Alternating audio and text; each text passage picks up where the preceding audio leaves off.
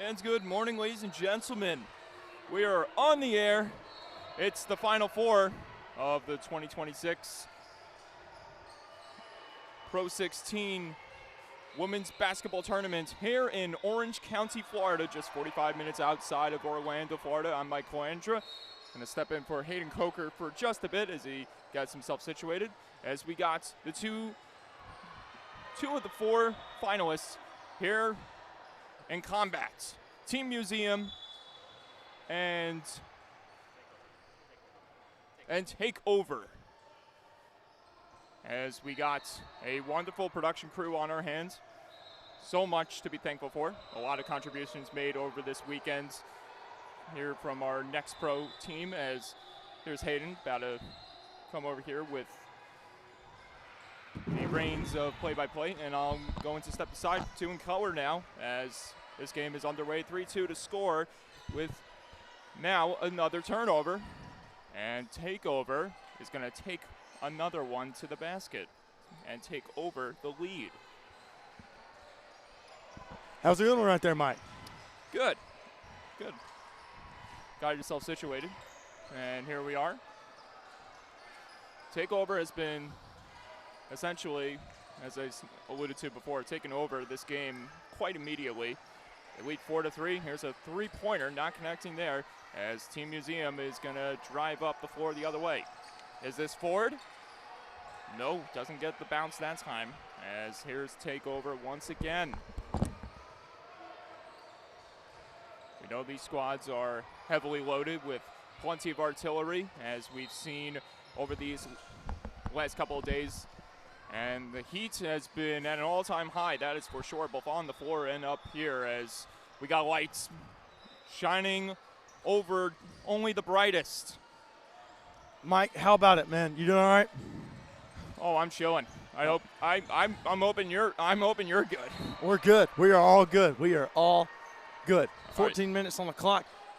Early into this game, and something I've already noticed, Mike, Brooke Busby has been ready for it every single time. Shot up and good that time, and Team New England with a nice shot down low. And now they're going to go to the free throw line for the N1 as they'll count it. Yeah, Team Museum getting some of their early licks back. As we saw a Takeover seemingly having the advantage of the launch pad from the opening tip-off. Now you're starting to get a little bit of Team Museum, that aggression being bestowed by them that we saw in last night's affair. That helped them complete and punch their ticket here in the Final Four. Shot outside, good. And guess who? Kimora Moore. Yet again. And Kimora Moore was phenomenal yesterday. Oh, she certainly was. And Team Museum having their hands full early here. Double team being applied. And nearly another turnover by them. And Takeover really applying that aggression very early. Something that, as I alluded to, Team Museum channeled in their whole game yesterday. Three ball outside, no good. Rebound going the other way. Takeover really finding their footing here, grabbing hold of those defensive rebounds, and it's only helping them more Busby. on the offense. Busby's three, no good. Rebound. Nothing doing. Out. And now Carolina Takeoff is going to have to reset. Dixon back out.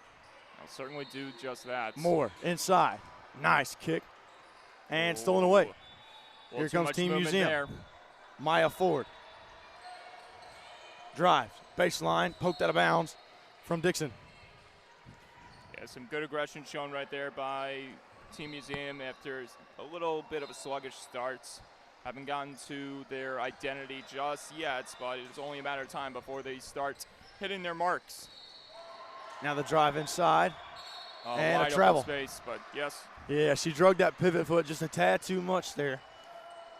Could have been a perfect opportunity to maybe get a three-pointer off. Unfortunately, as you mentioned, the travel was made, and now they're going to have to rely on the defense here to prevent Takeover from extending their lead. That was Love with it, and it is knocked out of bounds off of Team New England. 12:28 here remaining in the first half. I'm Hayden Coker alongside Mike Calandra as Takeoff leads 7-5 over Team New England. Busby outside, wants a three. No good, and she's 0 for 3 to start this one. Yeah, unfortunately, 3-ball not working in her favor as of yet, and that's only going to help Team Museum's cause, because if they cannot hit those marks, Team Museum is going to take advantage of it. But they got to be crucial here with making their marks, that's for sure. And Busby, it seems as if all game she's been calling for it for 3. So, and we know that she has that 3-ball in her bag. We've seen it all weekend. Oh, yeah, We've seen it all season. She did a nice job yesterday, open threes, contested threes. She was knocking them down, wet like water. But now it's a little bit different, a little bit slow of a start. But now you want to see how she can bounce back as Takeoff tries to extend their lead. Oh, absolutely. No good that time for Moore. Rebound, Team New England. And that, stolen away. Yep. Outside, Busby. And they'll reset. Love. Busby, open 3, passes it up. Inside, no good that time. And you wonder if her first couple missed threes was the reason she didn't take that shot, because she had the room. Yeah, she definitely, I was about to make a mention, she adjusted pretty well to it. I think that's the plan you got to do at this point. Just adjust to something else, see if that works. If not, go back to trying to connect on the threes. Drive inside, poked away. Still early. A lot you can do. You can definitely experiment with whatever is going to work, whatever doesn't. Still a lot of time in this one. Moore, 3, no good that time. Certainly, she'll get her on board and a foul. Certainly seems like Takeover has cooled down on some of these bucket production here, as Team Museum taking the foul. We'll see what comes here on the inbounds as we get substitutions for Takeover. 11:07 remaining here in the first half. Hayden Coker alongside Mike Calandra on the call for this one. Outside and stolen away there. Well, poked away anyways. It'll be gathered that time by Moore. 16 on the shot clock. Moore drives. Moore, nice pass inside, but a denial from behind. Phenomenal defense from Team New England. Yep. Here comes TNE. Practically quadruple coverage there that time under the hoop, and now you got yourselves a problem if you're a Takeover. Team Museum hot and ready to go here. Baseline. Inside drive, up and in and out that time. Couldn't get it to fall is Alexa Buckley. And now here comes Carolina Takeoff. Yep. Moore. Fortunately couldn't hit that mark there. Guarded by Ford. One player in motion. Got another one wide open. Maybe go for the pick and roll. Drive. Inside the kick. Got to get a shot off. 5 on the shot clock. And hits the rims. Shot clock reset. Stolen the other way. Here comes TNE. Up from Moore or Ford and no good. Great denial down low on the drive to the paint that time. Takeoff. Inside. Nice dish that time. No good. Up and rebound and put it in. Second chance points by Kamira Gibson. Yeah, that's some good work right there. That's what you got to do. Try to get back the momentum that you lost for a couple minutes now on those misconnected threes.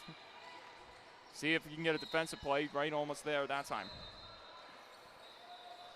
And that time poked away. It'll stay with Team New England. And Malia Jones checks into the game.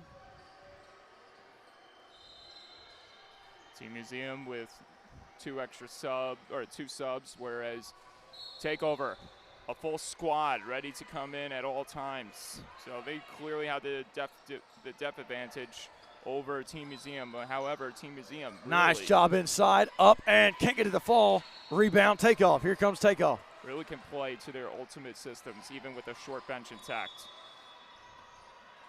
Takeoff up 9-5 with just under 10 remaining. And they'll reset. 10 on the shot clock. Got to go. Love. Inside. Love. Foot on the line. No good that time from Love. Poked away. Rebound. TNE. There we go again. Drive. Up. Stolen away. And here comes Love. Love. Outside. Three-pointer. No good that time. Air ball. And Purley can't get it to go.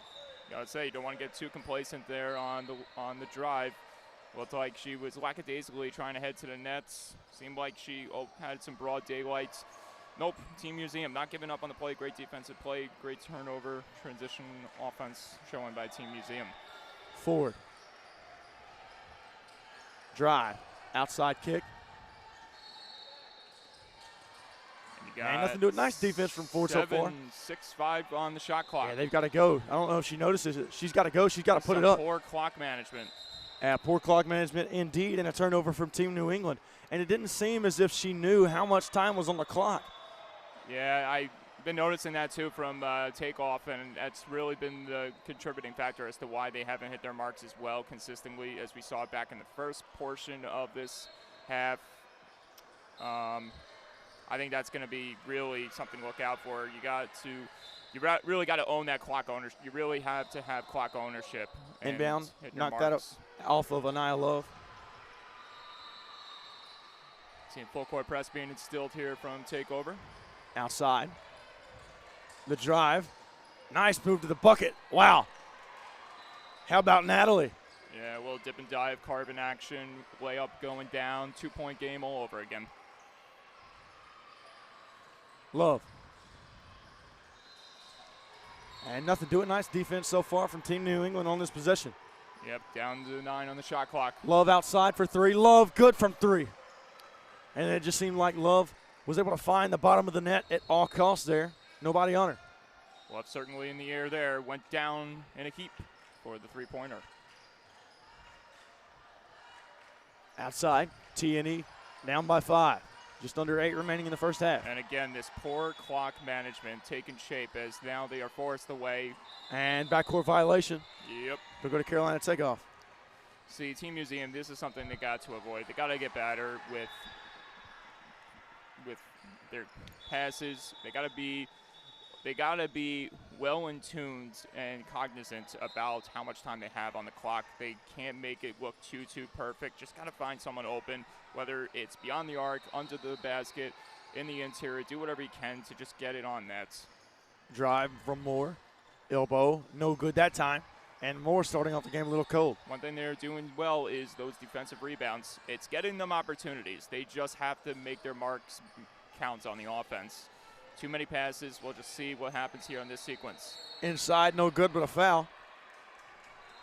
And now Pyle will go to the free throw line. Yeah, clear reach-in foul that time, unfortunately, for takeoff. As Team Museum getting to the line, maybe this can help them correct some wrongdoings early here. Try to get within the reach once again of takeover. No good that time on the first shot. But as I said before, and I have to heavily emphasize, they got to do better with the clock. They got to do better with timing everything so they don't get these violations. And you don't want to seem like you're in a rush every time. Second free throw up and good. Like, I understand there's a lot of writing on the wall. The pressure is there because you're trying to fight for a championship spot, but at the same time, it's only the first half. You don't have to play with too much urgency. Outside shot, no good that time. Inbound still. Rebound after the offensive board and blocked away. Here comes Team New England, and that ball rolls out of bounds off of Moore. Yeah, we'll see what Team Museum can do here to maybe capitalize, get themselves closer. Up and good that time. Phenomenal job on the fast break. That's Apaya. Great transition ball movement that time, getting 2 points. That was Jeter, rather. Three-pointer, no good off the glass. How apropos, 2 points for the last name Jeter, although not wearing number 2 today. Surprisingly enough, Derek Jeter's not on the court. No, but she definitely is channeling some of that Jeter mentality into this championship. Having a good game so far is Jeter. Yeah, that's for sure. And now Apaya will go to the free throw line yet again. I'm really curious to know what is going to happen as we get later and later into this competition, because we saw a lot of that aggressiveness shown by Jeter in the quarterfinals yesterday, and it really resulted in things getting awfully emotional for both sides. Saw a lot of scrapping for the ball, a lot of trash talking, chattering amongst the combatants. So we'll see if that plays into effect here, and I'm certainly sure it will because of how Moore outside these 3 games can get. Moore no good that time, and Busby will retain. A nice job to save it there from Busby. Back out. They have Love. a lot of time. They don't need to be urgent here, and that's the reason why. And here we go. Jeter drives. Jeter with a floater, and nice job that time from Jeter. Beautiful floater on the run. And now we have a 6-0 run from Team New England. Jeter 13-12 your score. Jeter channeling in her inner pinstripes, one could say. A little bit of a Jeter-esque jumper that time. Although she wasn't throwing it across the first base, she did get floated home for 2 points, as you alluded to. So we'll see what this timeout can do for Takeoff to maybe get them back into rhythm where they started back in the first moments of this half. And right now, Team Museum figuring things out. It seems like they are understanding that they cannot keep wasting time on the shot clock. They got to be better with making these connections, and they certainly are doing that. One thing that they've mastered very well is the defensive rebounds. That's the thing that's keeping them in and getting them those opportunities, and that is one thing Takeover, I feel like, has to work better on, getting a hold of these defensive rebounds. 13-12 now your score, just under 6 remaining, 5:48 on the clock. I'm Hayden Coker alongside Mike Calandra here for this 17U game, as we have Carolina Takeoff taking on Team New England. Floater that time from Moore, in and good. Friendly roll off of the rim. Falls down and in. We have Florida State looking on. And I heard that Don Staley is making an appearance today, Mike. Yeah, we saw saw some aura take place yesterday. LSU in the house. That was Kim Mulkey. Now Carolina wants to run. So I'm certain we'll see more representatives of the NCAA here as this is the finals. No good on the mid-range shot. Rebound, Team New England. The final and here slate they come. of games, I should say. Natalie drives inside. Nice cut to the basket. Natalie can't finish. Back out. Natalie, wide open three. No good. Had a closing hand on her. And rebound Carolina. You got to cover those offensive rebounds. If you are Team Museum, now you need a big defensive stop to handle your lead. Busby. Shot no good. And it'll go the other way. Team New England ball. So we're going to get some substitutions here for Team Museum. Ford coming out.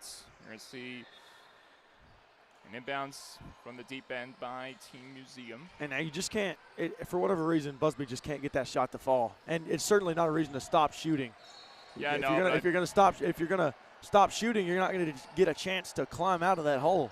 Seems like it's just time to just keep on adjusting. That's all I can say. Adjust to something else. See if that sticks. If it doesn't, take some time, figure it out. Foot on the line that time, no good. Rebound Moore. Now she wants to run.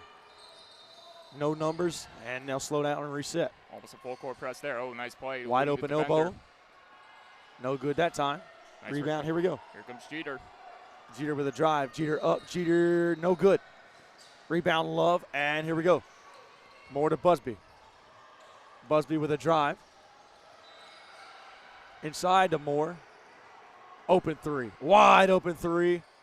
No good off the rim. Gets her on board. Up and no good again. Rebound. Here comes Team New England now. This is what Team Museum has done so well so far. Those defensive rebounds, getting them these opportunities on the offense. Ford creates a separation but can't knock down the shot. And now we're on a little bit of a scoring drought for both teams. Now to score in a little bit over a minute. And now Busby finally knocks one down, right as I say so. Well, it was only a matter of time before she was able to connect on that portion. Yeah, good shot there from Busby. And a block on the other end. So you got 3 points from Busby on this side and the block on defense. Phenomenal job that time by Busby in transition. Yeah, we'll see what they pull out here on the defense as we get another substitution for Takeoff. Busby finally coming to life. We know she wanted that three ball to work to her full advantage. Unfortunately, did not get that. Inside drive. Now. No good. A rebound. Guess who? It was Busby, but she lost it. And out of bounds off of Team New England. Yeah, that's a tough one right there for Team New England. Almost a good effort that was fully made that time by Ford. We'll see if they can pull off a big defensive stop here, keep Takeoff at bay. But it's going to be tough. Takeoff is going to come in with a lot of heavy pressure that they've instilled once they've figured things out from long-range threes. See Busby trying to create space. 4 shots. They've got to get it off. Yep. Shot clock winding down. She's got to shoot it. Stolen. And now a loose ball. And it's not going to matter. Shot clock violation now, 17-13 your score. Something I heavily alluded to for both of these squads. You got to be better. You got to really nail down on the timing of these plays, or else you're just going to give up opportunities like that. And that is uncalled for, unfortunately. Inside drive. Especially when you're playing for a championship spot. And a foul that time, and that one hurt. And she took a tough landing there, was Jeter. Yeah, and now Jeter will go to the free throw line. But as we've seen, as I've explained before, she's not afraid to get in those dirty areas, play physical. She's backed it up with, you know, the type of tenacity she shows on the courts. Really, if she's not afraid, the fact that she's trash talking and this and that, like she shows that she's not afraid to take it because she can dish it back, and certainly can and certainly will. Shot that time up and good from Jeter. She connects on the first free throw. Now 3-point game, 17-14, just over 2.5 remaining. See, we got NXTPRO Prez right to the right side of us. El Presidente, Matt Reynolds in the house. Shout out Lincoln, Nebraska. And here comes Love. Love out to Moore. Kimura. No good that time. Offensive board. Up and no good with a foul. And now Sierra Moore will go to the free throw line. Yeah, and this is something you got to be careful. If you are Team Museum, you don't want to continually take fouls and give them opportunities to extend their lead at the free throw line. That is one of those things you can't afford to do if you are Team Museum. Keep all of your players intact so they don't foul out here. First shot up and good that time from Moore. Yeah, got the first one to go down, which is certainly benefiting them. That will no help good them in the long run. Here comes Team New England down by 4. And they got to get across half court. They do. Nice ball movement. Up and no good on the shot. Man, and what stinks there is they break the press, but they cannot connect on the shot, and it should have been an easy lay-in. Yeah, that's certainly the case in this one for Team Museum. Not hitting their marks as of late. Turn around. Moore, no good. But they are figuring out ways to stay consistent on those defensive rebounds, so it's giving them those chances on the offense. We'll just have to see if they can capitalize, though. Shot outside. Good that time, just inside the three-point line. That was Alexa Buckley. Yeah, that was a good shot right there. Great connection for Buckley. Getting them back in close range of maybe tying or taking over this game. Drive from Moore, baseline. Finds an opening. Got it. Nice job that time from Moore. But the lead is going to remain intact as we've seen the relentlessness really stay in gear for this takeover squad. Natalie, deep three. See, I don't know why you're chucking up threes when you have 18 on the shot clock. You have players that are waiting for the feed to come to them. It wasn't like you had 3 in the shot clock. Why the urgency, I don't know. Because now you're going to give takeover a chance to set things up here in a big way. Busby dancing around. Nice job from Busby. And a wonderful move and back out. Get a shot off. 2 seconds on the clock. Love, 3, good. 1 + 1 = 3 right here. And now we got a 7-point lead with 40 seconds remaining. And that is why you cannot play with urgency when there's 20 seconds on the shot clock. Drive, up, denied that time. Out of bounds from Love. Now see, that's a perfect example of the type of plays you want to make. Find those open lane targets so they can drive to the basket and just get 2 points. This isn't a situation where you're facing 5 minutes left in the second half. It's literally half a minute to go in the first half. She didn't get her whole hand on it. She just got a touch, barely got a finger on it, and it deterred the shot. No good that time. Here comes Moore. Yeah, it didn't matter there. Now they're going to need a big defensive stop to try to hold them off from scoring again. Moore up, no good but a foul. Now 17 on the shot clock. Now, here's the thing for Team New England, and it could be beneficial for both sides. So these free throws, regardless if she makes the first one or not, after the second one, it's going to really tell a lot about how the half is going to end for one of these teams. Both teams have an opportunity to get the ball, regardless of what happens with this first shot, without the shot clock on. So somebody's going to have the last shot. Yeah, that is true. And for you, if you're in Team Museum's position, you ought to want to have that to take some momentum into the second half. I know easier said than done. You're going to have to come up with something big. Probably need a big bucket here, another stop, and maybe enough time to take it the other way.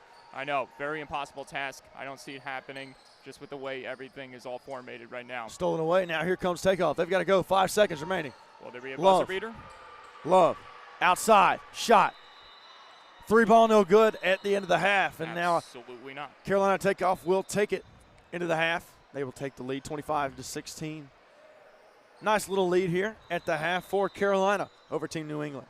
Yeah, some good basketball shown by Takeover. They are finally hitting their marks after struggling with some of their threes, specifically Busby, and finally, once she was able to get that to go down, it seems like Team Takeover found a stride, whereas Team Museum, I give them a lot of credit. They're finding the opportunities on the offense because they're putting their girls in the perfect spot to contain those defensive rebounds. But unfortunately, the two things that are taking them out of this one right now is the poor clock management, A, and B, the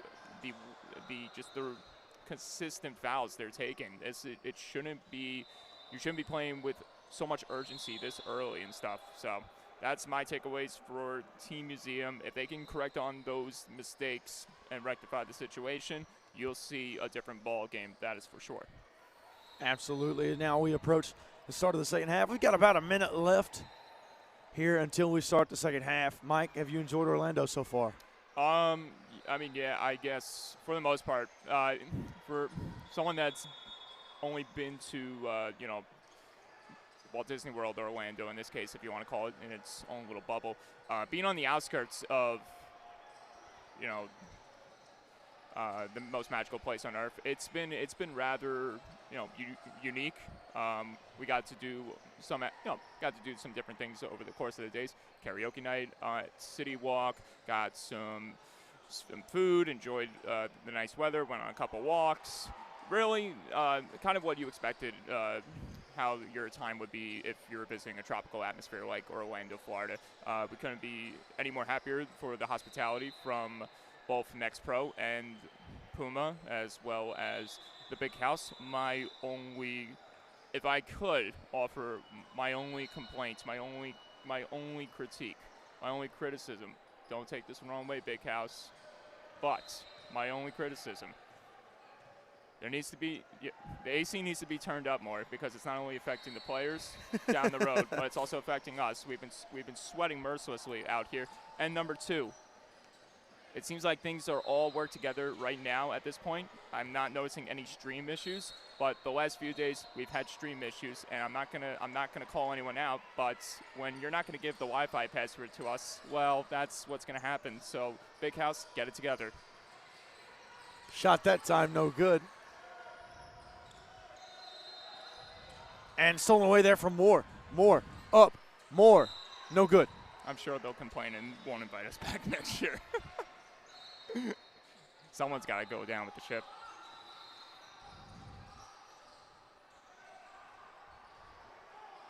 No good on the shot that time, but a foul, and now she will go to the free throw line.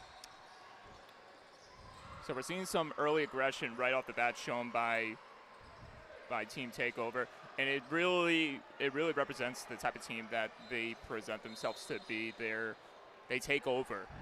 They got the launch pad from the beginning, just how they did in the first half. They got that immediate tip-off possession to kick off this second half. So if they can continue doing that, playing that aggressive, tuned basketball, and while Team Museum doesn't figure out ways to correct mistakes, they'll get into the championship game without an issue. Poked away, and a nice job that time as Carolina Takeoff continues to punish. And that's for Killer Raby. And how apropos that it is Carolina Takeoff playing for a championship spot. We already seen one Carolina team victorious this summer. Maybe we'll see another one. Who knows?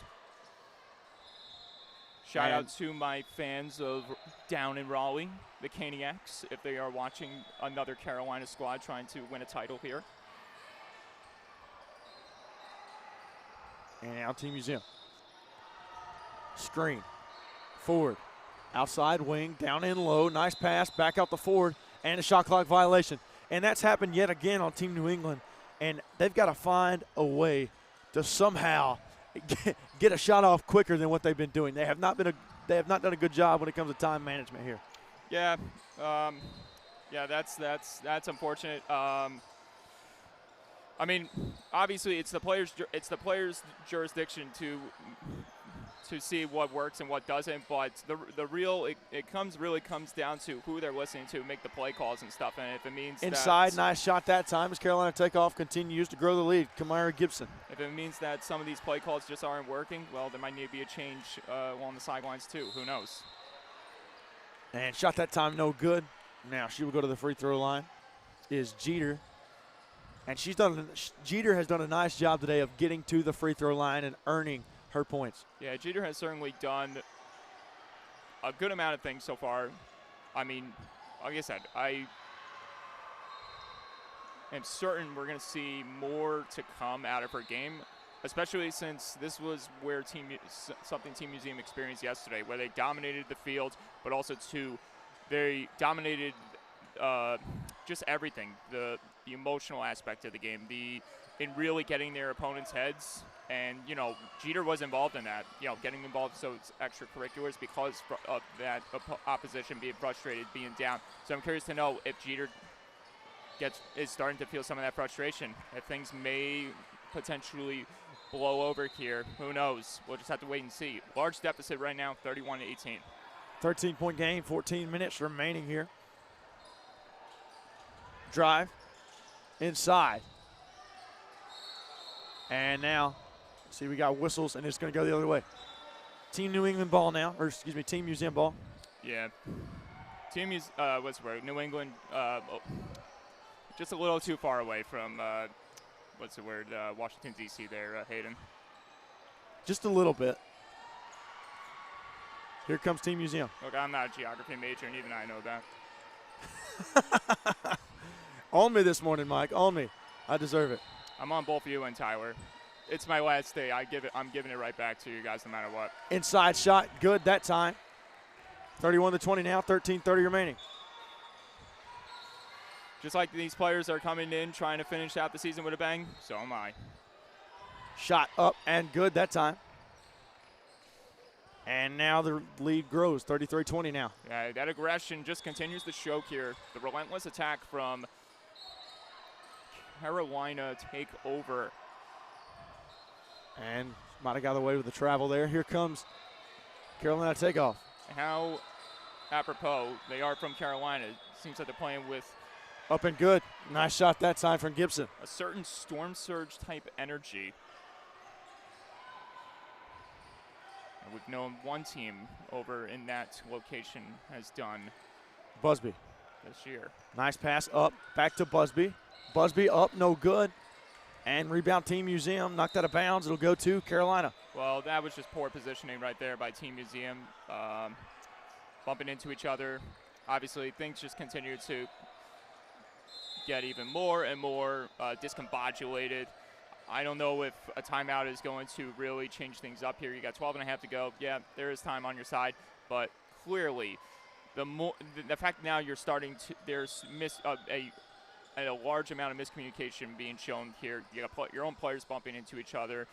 This is just turning into a mess for Team Museum. Their championship hopes are slowly but steadily fading away, whereas Team Carolina take over, just as they did from the start, taking over from the beginning, taking over the first half, and here we are.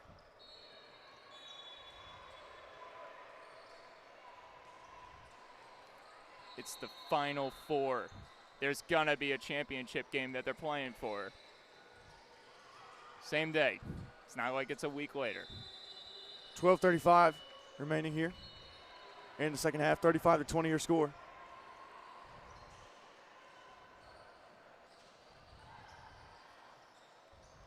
Shot outside. And although on the other court. And although it's not a championship game that's taking place right now, there is a championship mentality being shown here from at least one of these squads, and that is Team Takeover. They're playing to their name. They're taking over. They're being a part of what could be a possible championship winning run here. Whereas Team Museum, they're playing like it's a regular season exhibition. There is nothing working out for them besides the defensive rebounds. And out of bounds. It'll go back to Carolina takeoff. And I know I'm being very harsh on Team Museum. I could lay off a bit, but really, there is so much. They've had numerous chances to adapt, fix some of those mistakes, and they continue to hammer down, and it's getting a lot worse. Shot outside, no good. Rebound. Here comes Team Museum. See, that's the one thing they're doing right so far. Defensive rebounds, they're creating opportunities on the offense. Now can they get shots in appropriate timing? Forward with a kick. Down low, back out for Team Museum. Here we are, now down to 9 seconds on the shot clock. Outside. Wanted it. Inside. Natalie, up and good. Good work right there. Sometimes urgency does pay off. You had to run to the basket instead of throwing a three. Found the space, found the lane to drive in. Great work by Natalie that time. And now it's just a 13-point game, and now Team Museum possibly with a chance to come back here. See, if you can do that when it comes to your clock management, when you're at 3 seconds down and you're not trying to chuck threes, maybe it'll work in your favor. Not a good look here. 2 seconds on the shot clock, and there's the violation. There it is. Phenomenal defense that time by Team Museum, and now a chance to continue to mount a comeback here for Team Museum. 11-17 remaining. That's going to be pretty. I don't want to be too overly critical, but that'll be pretty embarrassing for a takeover if all of a sudden they start absorbing that same energy that Team Museum has for most of this game, where they've made mistakes, their mismanagement in the clock timing and everything. That would just be poor basketball all the way through, especially when it seems like they are riding on a wave all the way to a championship spot here. Ford can't hit that time. Now here comes takeoff. Takeoff up. No good that time from Fort Killer Ribby. And now Museum wants to run. Ford with a nice pass down low, out of bounds, off of Museum. So it'll go to Carolina takeoff. Yeah, I feel like Jeter should have just finished it right there. I understand you want to help contribute. You see the wide open targets. Maybe that tricks the defenseman. Maybe gets a basket out of it. Unfortunately, not really much space to get the job done there. Should have just went for the easy layup. It's really at this time, there's nothing wrong with being selfish in that point when your team is down by a good amount. Outside. Shot. No good that time. And off out of bounds. And this is where Team Museum is starting to find some luck here. Some of these misconnected threes for Carolina takeover. Drive down low.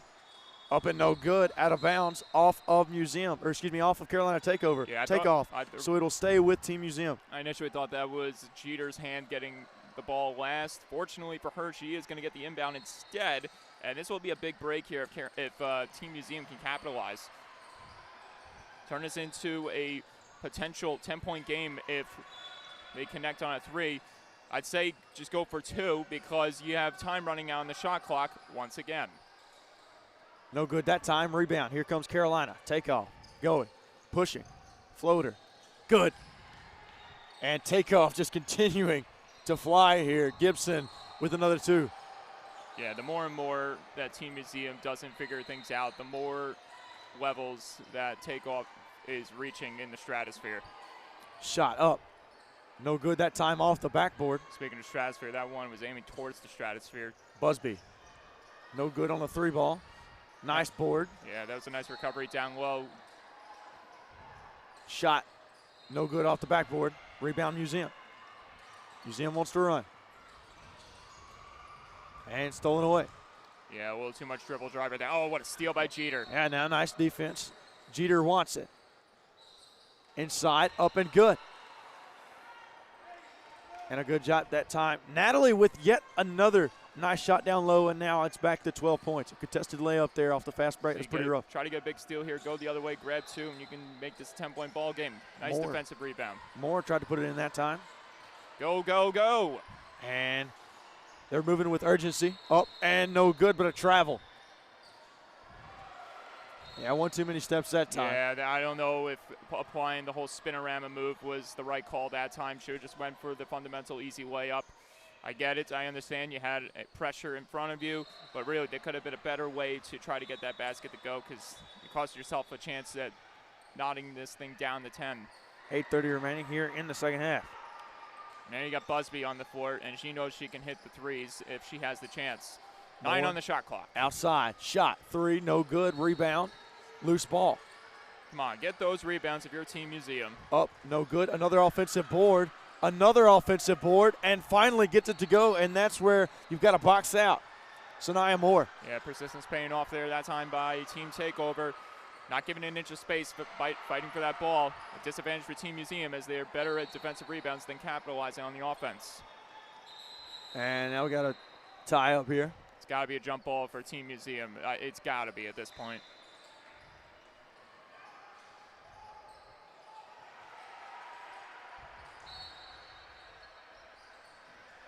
Here comes Museum.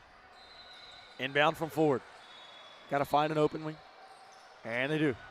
Certainly found it right there at the top of the arc. Forward. Well, play could have been stopped right there. Ball was rolling almost past the baseline. Play continues, though. 3, no good that time. Rebound Busby. And now Busby will run. Moore, nice little hezzy. And pass deflected out of bounds. Team Museum ball with 7:31 remaining. Well, the more and more mistakes Team Museum is making, the more and more likely or chance that Takeoff rides away into the sunset all the way to the championship game later on here this morning. And they'll have their hands full with either one of the two squads playing, FBC West Coast or Southern Ties. That'll be a fun one. Down low and tipped. There's the shot clock violation. Yep, there it is. Good defense there from Carolina Takeoff. With What 7 in the minutes world remaining. was going on there? Yeah, loose ball knocked around. On top of time, a little bit of time being wasted. Almost, and you just gotta. You have to go quicker than that. More. And we're going to get a timeout, and it's Carolina Takeover. And I just, like I said, it frustrates me seeing that Team Museum, who has shown that they can contend by getting all these defensive rebounds. They are the best defensive rebounding team in this game by a long shot. The problem is they cannot, for any reason whatsoever, they cannot capitalize on the offense. And it's because of their poor clock management and their relentless fouling. It's mind-boggling how those two things that can be so easily corrected are keeping you away from a championship berth. Like literally, it boggles my mind. 39-24 your score. Because now Takeover, it's literally 6:48 left away from going into the championship. And although, yes, they are one of the heavy favorites because they are a Final Four contender, they're going to have their hands full if they end up winning this basketball game, because Southern Ties and FBC West Coast, they are just another animal that cannot be tamed. They are just scary, relentless. And I feel bad whoever is going to win one of these games, because it's going to be a tough time, that is for sure. And slipped that time. Here comes Team Museum. Natalie had it stripped away off of Carolina Takeoff. So now it'll be Team Museum ball. Nice hustle to get back there from Love. Yeah, don't know if the engine sputtered for a bit there for Natalie as she was heading to the basket. Seemingly looked like she had an easy layup in sight. Certainly a good defensive play, as you mentioned. Hustling back hard, knocking the ball away out of the basket. Shot up and good, and now Team Museum starting to put something together. Down 13. Some really good ball movement there that time. 13-point game now, 39-26, 6:15 to go. And now they're going to call a moving screen on Busby. Yeah, you saw one of the players lose control a bit. I believe that was number 1 for Team Museum, and for Busby, something that this team can't afford to do, especially with a heavy lead like this. You don't want to all of a sudden make these human errors and give your opponents a chance at getting back in this one, because they certainly can. Drive, down low. No good, rebound Love. And here comes Love. She wants to run with it. Moore, open 3. Good. And a three-pointer from Love, and that extends the lead to 16. Yeah, tremendous ball movement right there. Wonderfully executed three-pointer that time. Up, no good. Rebound, takeoff. And now Team Museum starting to struggle a little bit. Love. Down low, back out, more. Looked like she wanted it. Now we've got another open three. Busby, long distance, got it. And 3-0 for three. Now a 19-point game. Yeah, this starting to appear to be the ends for Team Museum. I feel like one more Busby three could be the nail in the coffin as we get a timeout called once again. 45-26 your score, 5:20 remaining in the second half. I mean, for certain, this could have been a very, very, very highly contested, close battle for the whole entirety, but because of a lot of these mistakes that Team Museum is making on the offense, it's really has made this into a one-team beatdown. It's unfortunate because Team Museum has the talent. They've been playing remarkable this tournament, and here they are. Some of those mistakes, too much indeed, may take them out of contention once and for all here. 45-26 your score. I know certainly by the time the results holds at the end of this, these players obviously they're going to be feeling defeated, but at the same time, you're playing in front of a lot of NCAA representatives, so that's got to be a huge confidence booster for you, indeed. Shot up, no good. Team Museum wants to run. Down low, shot, good. On the fast break. Phenomenal job by Jeter. Yep, Jeter coming through right there that time. Still a lot of work to do. Under 5 minutes to go. Shot outside from Busby, yet another three, and that's her third of the game. Yeah, that's got to be it. There's no stopping Busby now. She is firing on all cylinders. Down low, Jeter. Back out. Nice little pump fake. Outside to Ford. Ford uses a baseline. Ford up, Ford, no good, and whistles blew. Yeah, I think a foul might have been drawn right near the baseline area. We do know that there are substitutions happening for takeoff. And it'll be Carolina takeoff ball on the opposite end of the court. And soon we'll have our next two teams entering the floor momentarily. I see one electrifying player sitting courtside, getting in the zone, listening to what I would assume is Tyler's favorite artist, Tate McRae, getting herself pumped up. That's Sydney Douglas. Shot outside, no good. Douglas, just such a good player. Down low drive, up, and a foul. I mean, that is going to be a sensational matchup. Douglas versus Miner. Perhaps the two best players this weekend, and really the performances that they've brought to each and every one of their teams' victories really says so. 4:04 on the clock, 48-28 your score. Carolina takeoff in firm control. First shot no good, and it'll stay at a 20-point deficit. As we await the second shot. Good. As she finds bottom of the net there, 1 point that time. And now a 19-point game, 4 minutes to go. Love. Outside, down low. Nice baseline drive and got it to fall. Hit every centimeter of the rim that time. Phenomenal job by Purley. And one could say Douglas is potentially scouting her next opponent. A nice seat to see what could potentially be on the horizon for her if she and her team do indeed get past Southern Ties. It is going to be very challenging for them just based on the way Southern Ties were last night in their victorious victory. Outside, three ball. No good. And foul on the floor.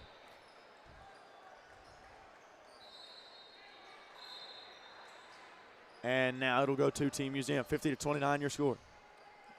Yeah, some late game substitutions here for Team Museum. Certainly wished they had a better performance. Definitely could have if some of those mistakes were corrected early on. Unfortunately, Time beginning to run out on the hourglass on their season. Ford no good, shot that time. And rebound, Carolina takeoff. Just under 3 remaining. 21-point game. 3 ball, open, got it. And now Carolina takeoff, starting to get hot from behind the arc. Kennedy Dixon that time. Yeah, Dixon coming to life here, contributing to the three ball game. And here we go again. Here's another one. Dixon 3. Dixon no good that time. Rebound inside. Wow. Ball movement from Carolina takeoff is impressive. Can't get it to fall. And it'll be museum ball. Yeah, tremendous and tenacious for sure. Outside shot. No good. Rebound. And another takeaway. And now you see things just falling. Up and good in the foul. Falling, collapsing ever so rapidly for Team Museum. They're not able to catch these defensive rebounds no more. It's certainly looking like a championship spot is going to be held by no other than Carolina takeover when this is all said and done with 2 minutes remaining. Yeah, phenomenal performance from Carolina takeoff. That's what I meant, Carolina takeoff. They certainly have took over, that is for sure. Shot up, no good that time. Here comes takeoff. Dixon moves. Down low, dancing, no good with a foul. Yeah, so far I've only seen some of FBC West Coast in front of us on the sidelines. Have yet to see Southern Ties make their entrance. I'm sure based on them being the heavy favorites, it would be fitting if the arena blasted some Imperial March, considering they are just lethal, dangerous, and all-around scorers from all over the hardwood. Shot good that time. Up and good. On the connection from Pearlie. Certainly will be a fun story to be told when this one comes to a close. Whistles and a timeout from Team Museum. Timeout, 1:35 on the clock. We'll take it with them. Hayden Coker alongside Michael Lander. We'll be right back.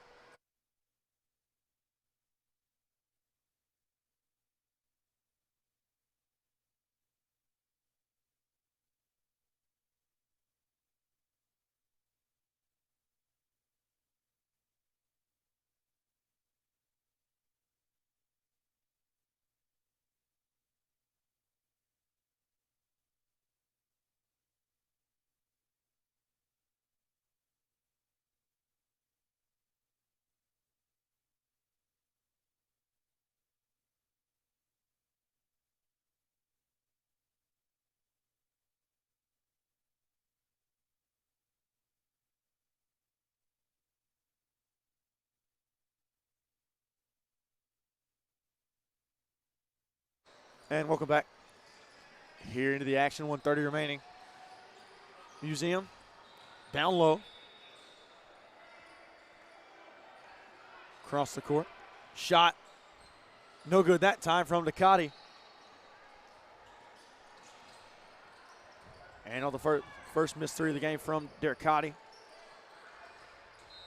And here we go, Dixon. Baseline, and that pass no good that time off of Team Museum. It'll stay with Carolina. All right, I'm gonna give a little shout out to our boy Tyler Jones here, because we are at the last minute mark. White flag. One more lap to go. 1 more minute to go before the big show. Stolen away that time.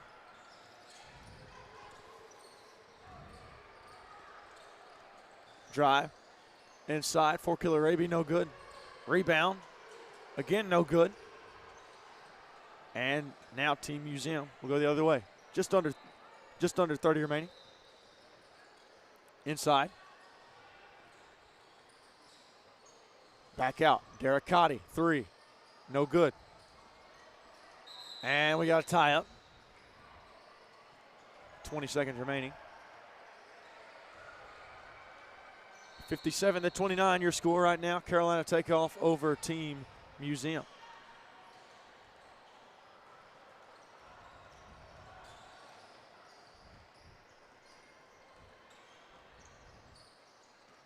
Four Killer Araby, 10 on the clock. And that's going to do it. I'll just dribble it out from here. Final score, 57-29. Carolina takeoff over Team Museum. We've got more Pro 16 girls action coming to you next. I'm Aiden Coker alongside Mr. Mike Calandra. We'll see you here in just a minute.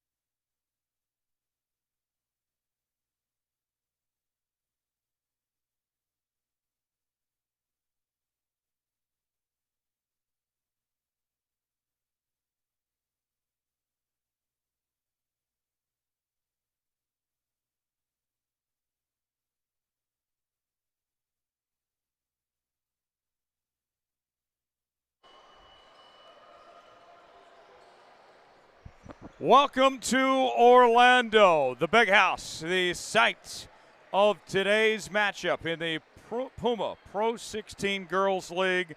It is player first basketball taking on Untamed. Tyler Jones, Hayden Coker here with you. Hayden, 2 to go. And these two teams, even though they're not competing for a championship, still got plenty of college coaches in the building. Last chance they'll get to play together this season. Still a lot on the line. Of course, you mentioned the college coaches. We have Mississippi State, Oklahoma, Alabama over here. We got some smaller colleges as well. Florida State over there. There's a logo that I can't see because my eyes aren't good. Got a bunch of college coaches in the building, and these girls are here to take advantage of every opportunity to give them to them today. That's what they want to do. They want to come here. They want to ball out. They want to play. They want to have fun, and they want to get recognized by these college coaches. The third place game here between these two teams. Untamed and player first. It should be a fun matchup. Should be a fun one. Never heard that one before. No. Got to hit you with a new catchphrase every now and then. Some real talent on both sides. Very big talent, yes.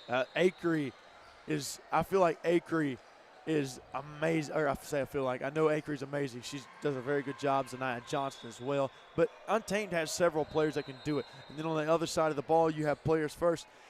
All weekend, Allison Naylor has been very, very good. Untamed in the white and pink. Players first in the blue and white. And we are ready to go from Orlando. And Untamed comes away with the opening tip. Yeah, they're going to go man-to-man here. Naylor going to have her hands full with Zaniah Johnson here. Feeds it inside, puts it up, and draws the foul.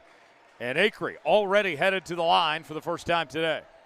Yeah, quick one there that time. And now Acree, she did a nice job of getting to the line yesterday, and we've seen her be extremely monumental on offense for this Untamed Puma team. And they've just first free throw, no good. They just continued to ball out.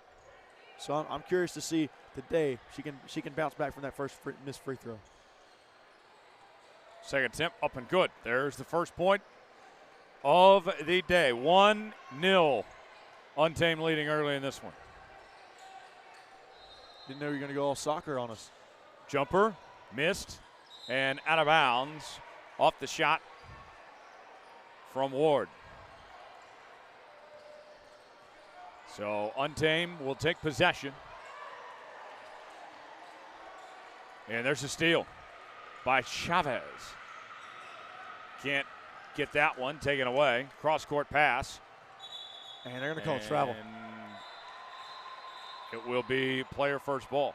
Yeah, and it was almost as if she couldn't corral it in time for Crosby. Crosby, very good with the ball in her hands, but that time couldn't corral the pass from deep.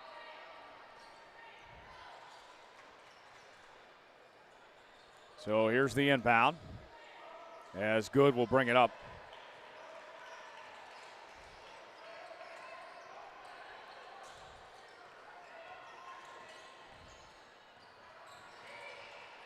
Good, lost a handle on it.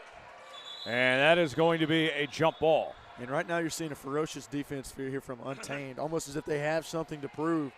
Even though they're in the third place game, we understand how good they are.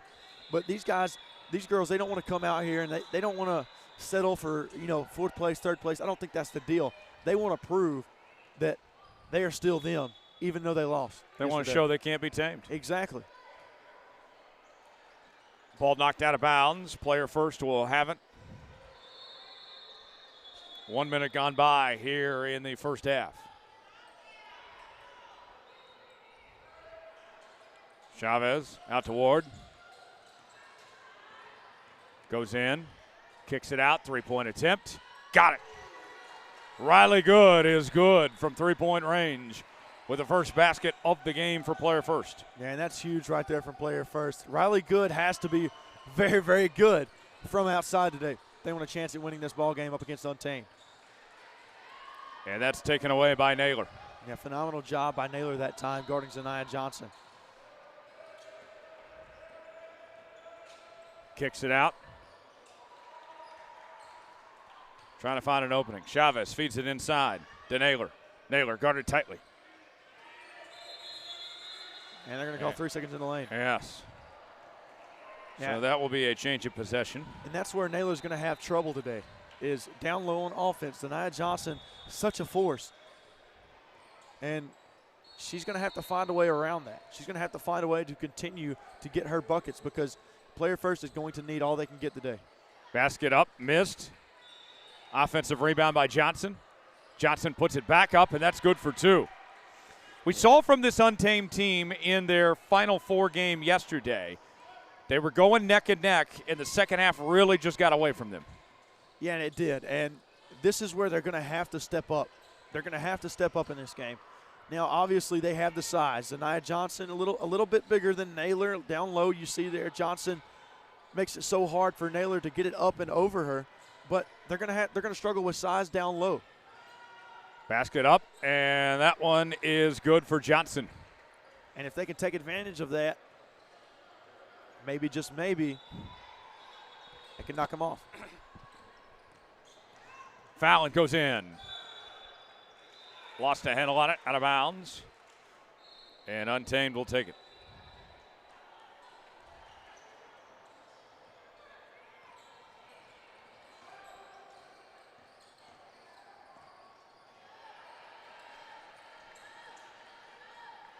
Going in. Spins, puts it up. And that's good for 2. A great start for Johnson with 3 early buckets. And it's a timeout called by player first as they trail 7-3 with 12:40 remaining in half number 1. And right now it appears that Untamed understands that they have a little bit of an advantage down low. Johnson over Naylor, she's a little bit bigger, and she understands that if they continue to feed her down low, it's going to be a mismatch every time. So Johnson continuing to punish Naylor on the buckets right now, or excuse me, down low in the paint. And if they continue to do that, it might be a long day for player first. It could be. Hayden, we've been in Orlando several days now. What's the experience been like for you here? It's been a fun experience. We've gotten to watch some good basketball. We've gotten to watch some of the teams who weren't necessarily supposed to make it far in this tournament have their way. We saw a 13 seed play a 4 seed earlier after they advanced. And now obviously they lost to that team, but still it was a lot of fun to see them make it as far as they did. We've seen some really good teams. Southern Ties,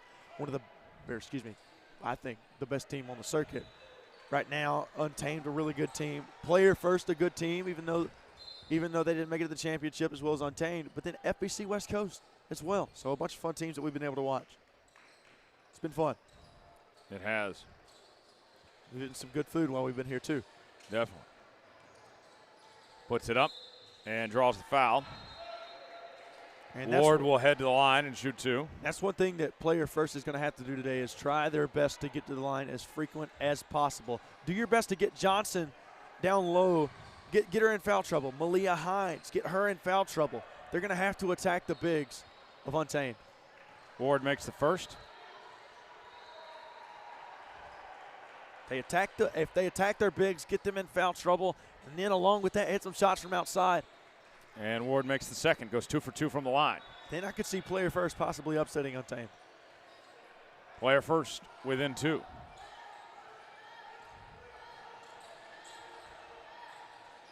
Moving around now. 3-pointer. Too strong. Rebound by Good. Puts it up, can't hit with Chavez that time, and that goes out of bounds off the hands of player first, so it will be Untamed possession. And it was a really nice move there from Chavez down low. Obviously, you couldn't hit the shot, but nice move and some positives there on defense as they get a steal. So Crosby will bring it up court. Out to Burrows, feeds it inside to Johnson, and that one is a foul. And Johnson will head to the line for 2. And they're doing the same thing. They're going right back to the well on Naylor. And they understand they have the mismatch. But you saw there Ward and Naylor both try to double team. And it just didn't really work. And now Nia Johnson going to go to the line. But you almost like Johnson going to the line better than her just getting a free points. But it may not matter if she makes both these free throws. First attempt good.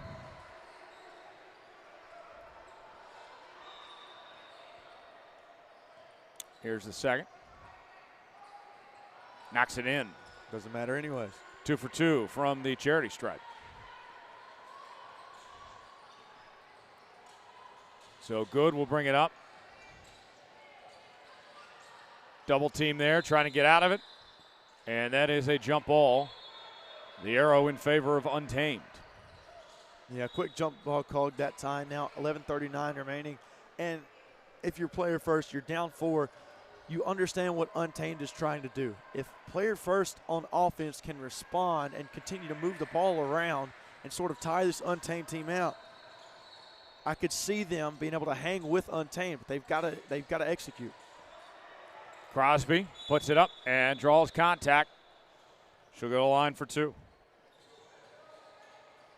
But a really bad recipe here is to get in foul trouble if you're player first.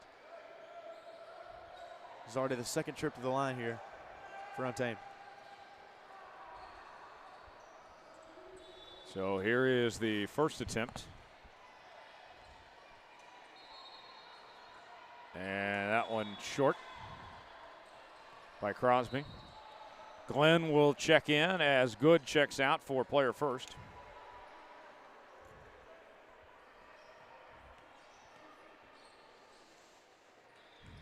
Here's the second. And that one no good. 0 for 2 from the line. Chavez on the run. Out to Burdick. Burdick nearly lost it, recovered, 3-point attempt. That one good from Glenn. And that's a good sign there. Good shooting from outside from Glenn is what they need today. They've got to have several of their players from player first on from beyond the arc. Crosby feeds it inside. Going in, puts it up. That one falls for Acree. Yeah, just a phenomenal move down low. Nice little step around, created a little separation. And as Tyler Kulick says, barbecue chicken from there. Yeah.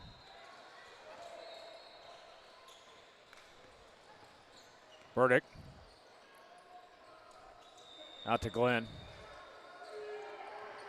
Gotta get a shot off. Got a hand on it. And that's a shot clock violation. Everybody tap your head. Untamed will take it. We saw quite a few of those last game. And what you don't want for player first is to continue that tradition throughout this game. Cannot have that happen. And there's the takeaway by Glenn. On the move.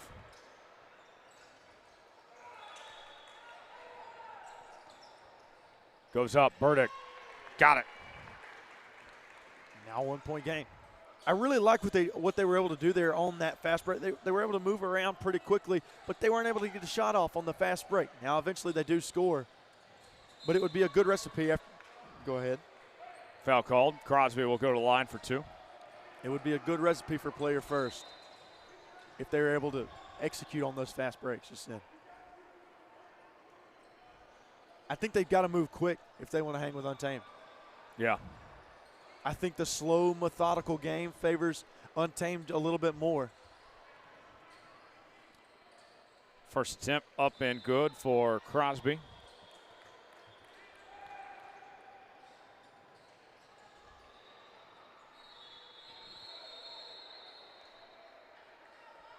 Here's the second.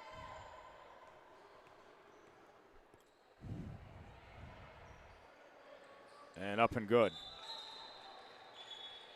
I got to say, I've already been seeing some Puma Pro 16 champion shirts around.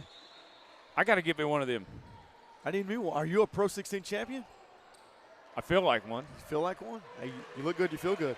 I feel like a champion. And now, how about it? How about the shot that time? They tie it up outside from Good. That's her second 3 of the game. Gets out a double team, puts up the jumper, and that's a miss from right. The putback good by Johnson. Johnson off to a hot start. A hot start, and the thing about that one is Ward got a hand on it too. She palmed it at one point. But Zaniyah Johnson too strong going up, and you can add 2 more with no problem. Oh, what a move. Can't hit, though, is Fallon. Got to be able to finish there. And Fallon goes hard to the floor, gets right back up. Basket up, that's a miss. Rebound by Ward. And a foul called. That was close there. Very, very close to being a jump ball. And player first got a little lucky that it was called when it was, and maybe a little aggressive there from Hines. But you got to be careful. You get the rebound, you're surrounded by the big bodies. You've got to get the ball out so you can get in transition a little bit quicker. Good, brings it up. Feeds it inside.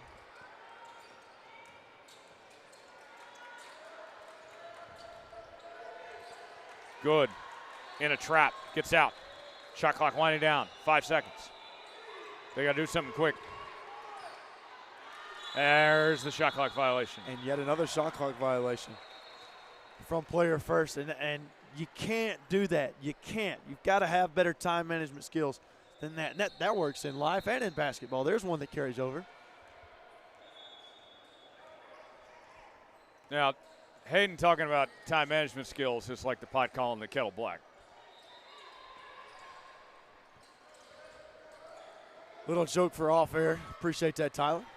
Basket up and good by Johnson. And now to be player first. I'd really like for them to continue to speed the game up. Burdick going in. And that one flies out. Yeah, out of bounds. Surprised the kickball wasn't called that time on Zaniyah Johnson.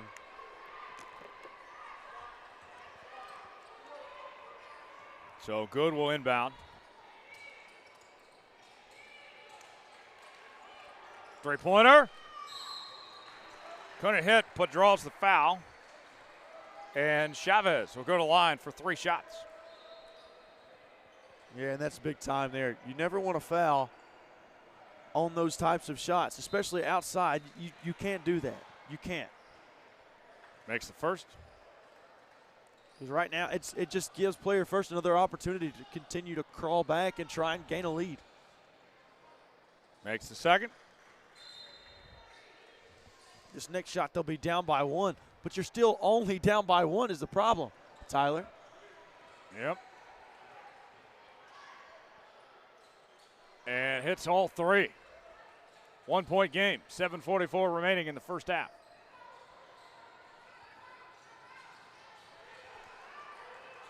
Grassroots brings it up.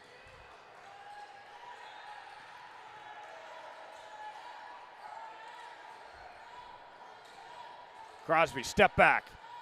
No. The putback, and that leads to a foul as Burrows will go to the line and shoot 2. Yeah, good job on the offensive board there from Burrows. And then a lot of contact down low that time. And now she's going to get a chance to go to the free throw line. Up by 1. First attempt. Up and good. Very good at free throws is this Untamed team. Very good. And knocks them both down. 3-point lead. Good brings it up. Good feed inside, puts the basket up, and that falls for 2 from Chavez. That's beautiful basketball. Nice backdoor cut on the baseline from Chavez, and now you still got a 1-point game again. Puts it up, that one falls for Wright. And the price is right for 2. Yeah, and player first wasn't able to get back on defense that time, and it hurt him. And Wright just silky smooth that time with the mid-range. 3 from the corner, got it. Chavez again. And an open shot. And we're knotted up at 21 all. 6:40 to play in the first half. Timeout called.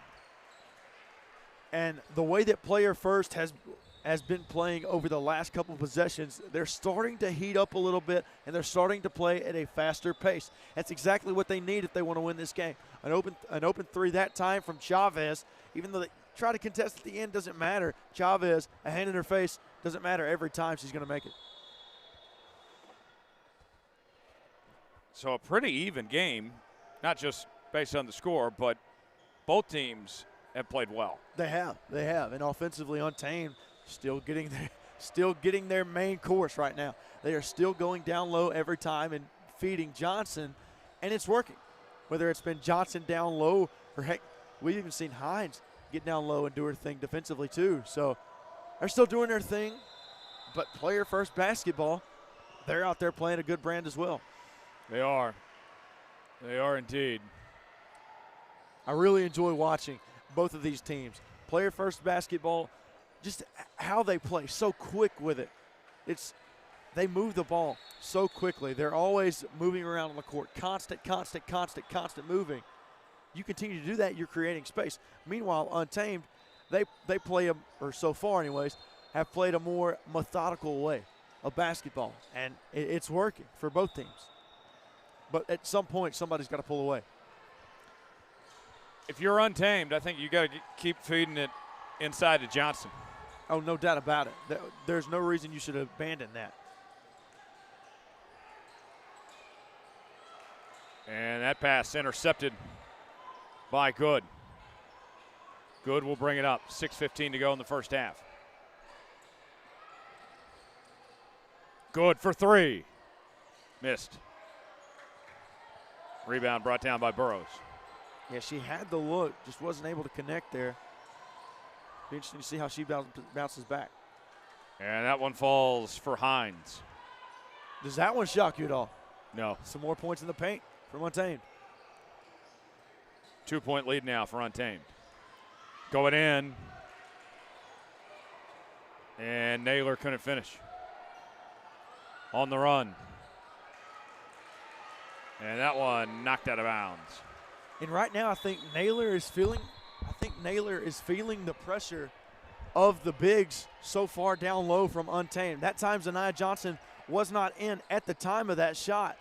But it just felt like she was a little rushed on it. It felt like she didn't want to absorb that contact. And that's a result of Johnson being in the game. So Good brings it up. Naylor with it. Naylor spinning. Puts it up there. That one falls. Let a naysayer know. Naylor getting it done. Phenomenal job from Naylor that time. She wasn't scared of Johnson at all. And a beautiful turnaround.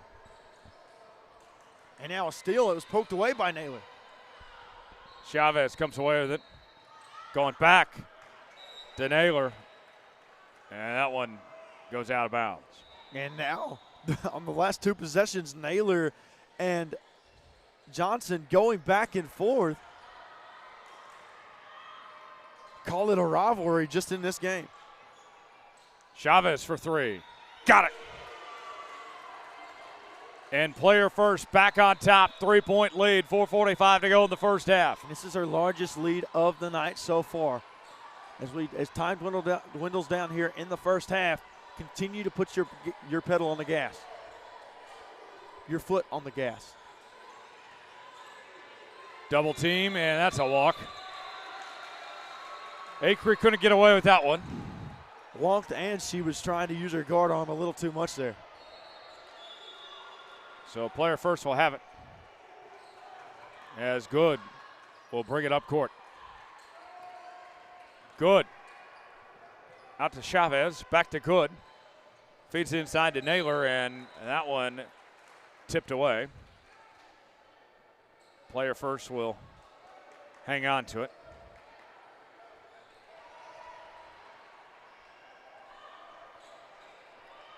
Here's the inbound.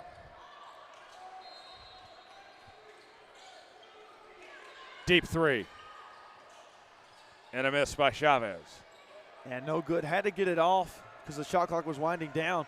Still enough room. I like the shot. I don't hate it. Unfortunately, you just miss it. And that one is a backcourt violation. Yeah, our foot was on the line. They're going to call that Tough one every spot. time. It would have been either a backcourt or a turnover. Yeah, it would have.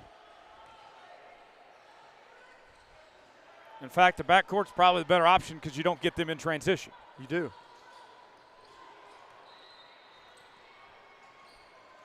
It seems like they play a lot better when they're in transition. Yes. Chavez with it, and there's a foul. Yeah, they're going to call a moving screen that time on Naylor. Didn't have her feet set. And now it's going to be Untamed ball.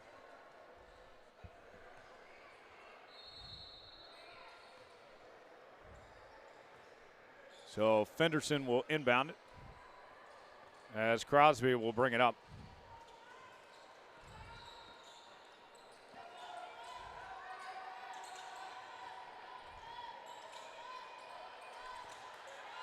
Going inside. Nice pass. Beautiful ball movement. Burrows couldn't hit. Rebound going the other way. Chavez on the run. Naylor now. Back to Chavez for three. Yes, sir. A 6-point lead, the largest of the morning for Player First basketball with under 3 to go in the first half. And just an absolutely gorgeous shot from outside. Wonderful stroke that time. You don't even have to think twice about that one. Chavez is open. She's going to knock it down. Here's the inbound. Fenderson brings it up.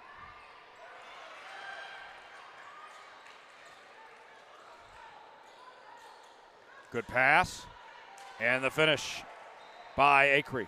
Yeah, phenomenal finish that time. And a good job to bounce back after that three-pointer from Chavez, as Acree had no problem getting to the rack that time.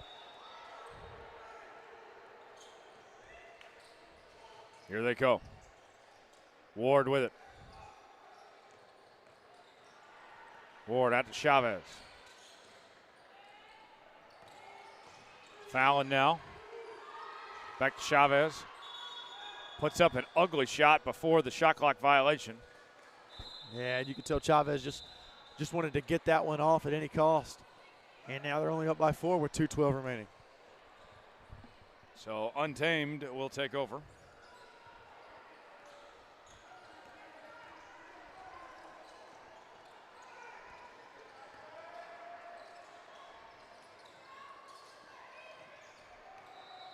Going in, and a foul called as Acree will head to the line. Actually, they rule a non-shooting foul. Foul came before the shot. Yeah, I think the contact came right before on the step, or excuse me, on the step before, and now an offensive foul. Does it not seem as if momentum is slowly starting to shift towards Player First? I think it's been that way for a moment. Yeah, for a moment anyways, but it just seems like with the energy from the bench, they just seem a lot more lively than Untamed right now. Here they go. Ward for three. Yes, sir. And they are missing. A 7-point lead. Their largest of the morning with 90 seconds to go in the first half. Basket up. That one falls for Fenderson. They needed that. That was a phenomenal shot there on the run as well. Nice looking floater off the backboard. Chavez gets it to Burdick. Ward now feeds it in, and Naylor fell down, could not get the handle on that, and it will lead to an Untamed possession with 1:08 on the clock. Yeah, and it just looked like Naylor was trying to back Johnson down, and Johnson pulled the chair on her, and she fell. Otherwise, Naylor would have been right there. Would have had Johnson on her for the layup, but she would have at least had it down low. Three-point attempt. That one good from Acree, and they're back within 2. White flag is out, less than a minute remaining in the first half. And now you're starting to see a little more ball movement from Untamed. A nice job moving around, not sitting still, not letting things come to them. Moving around and forcing things to sort of roll with the flow with how they're going.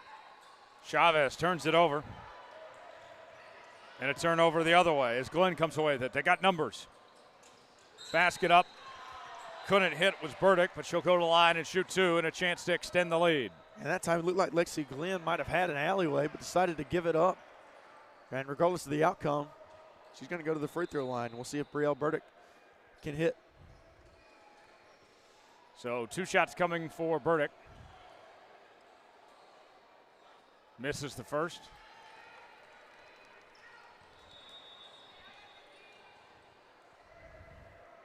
As we see Naylor check back in. Here's the second one from Burdick, and it is up and good.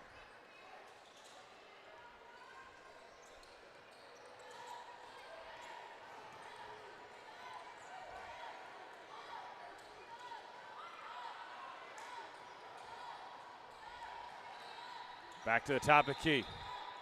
10 seconds on the clock. Puts it up, got a hand on it, denied by Ward. One last chance before the half, 4 seconds. Throws it up there. And no dice that time from Chavez, but they'll have the lead at intermission. 33-30 is our score. Player first basketball leading Untamed in a very entertaining first half. What a first half. What a first half. 63 combined points in total scored. And we are in for a heck of a second half between these two teams. I'm a big fan of the way that player first basketball is playing right now. The only question that we're going to have to ask ourselves is it's sustainable. Untamed, we've seen how they can play. We've seen them put a full game together, and we have as well from player first. But it just seems like right now Untamed is falling apart defensively. And not necessarily anything that they have done bad or not necessarily a bunch of mistakes that they're making, but the problem is player first is hitting everything right now. They're hitting a lot from outside, and the more that they continue to hit, the more that lead is going to continue to grow. Yes, indeed. So what's it going to take to win this one in the second? For player first, you got to continue to keep playing. Continue to keep playing the way you are. Fierce defense and hit your shots from outside. That's going to be a big one. That's going to be a big if. They've had a massive contribution there in the first half from Casey Chavez outside the three-point line. She was phenomenal. I'd like to see a little bit more from Macy Fallon as well. Fallon has been pretty prominent this whole tournament for player first basketball when it comes to offensively. I'd like to see a little bit more of her. Allison Naylor is good as well. She's phenomenal down low. She can hit some more shots from Untamed. Crosby, want to see a little bit more from the mid-range. Zaniah Johnson, continue to feed her down low. They're double-teaming her right now, and if they're double-teaming her, somebody's open. The only problem is they're in a zone, and they've hit shots. Zone. In a zone. They are in the zone. Speaking of zone. No, they're in the zone right now. They're in the zone right now, so somebody is going to be open for Untamed. Get it out. Kick it out. Hit those shots. Should be a lot of fun to see how this ultimately plays out here in the second half. And we mentioned off the top, I'll remind the folks, you may be saying to yourself, third place game, what's on the line besides pride? Well, plenty of college coaches in the building. For many of these players, this is the last time they will ever play together here. They want to go out on a high note. Absolutely. And not only is it the last time they'll ever play together, and I understand what you're saying, it's the last time they'll play in either an Untamed uniform or a player first basketball uniform. Yep.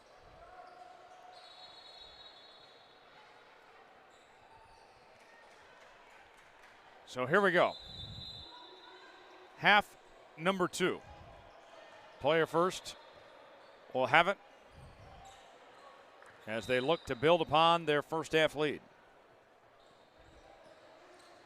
Good brings it up.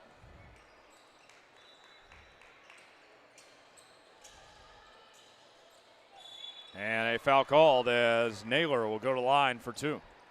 Yeah, quickly going to work there is Naylor, and she understands what her objective is in this second half. She's got to continue to go at Zaniah Johnson, try to draw the foul. She did this in. First attempt, no good. It's the only problem. If you're going to get to the free throw line, you've got to knock them down, especially in a game this close. They'll add up. Second attempt, got it.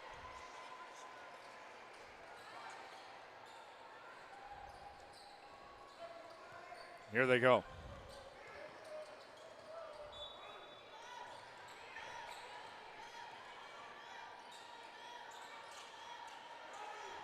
On the move. Going inside. Johnson, good for 2. Yeah, good job that time. Going back to the well that just continues to feed. And they got it there. Nice job down low by Johnson. Good with it. Out to Fallon.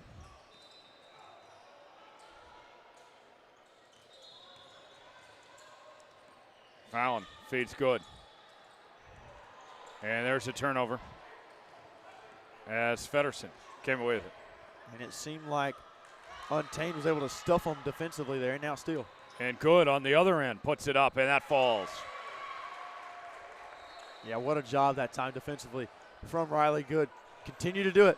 Continue to be ferocious.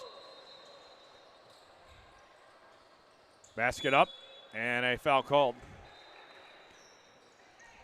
And I think that one came on the body there rather than up top. So Johnson will head to the line and shoot 2.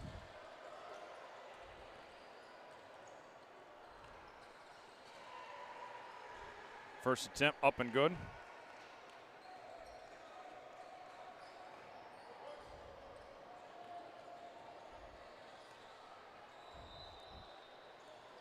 And missed the second. 1 for 2 from the line. 3-point game. Player first leading. Good out to Chavez. Chavez lost it. Johnson takes it away. Yeah, nice job. Chavez had an opening if she would have just gotten around Zaniyah Johnson, but Johnson reached out and took the ball away from her like it was candy from a baby. Johnson puts it up. Missed. Kept alive, though. Hines, dribble drive. Moves up there and draws the foul. And right now Ward that time was guarding Hines, and just no respect for Hines' mid-game right now. That's a very interesting move. But Hines didn't take the shot, drove in, caused the foul, and now she's at the free throw line. Hines makes the first. Now we've got a 2-point game with 14 remaining. Second attempt. Nails it. 2 for 2 from the charity stripe. 1-point game. And Untamed's got them right where they want them. They do.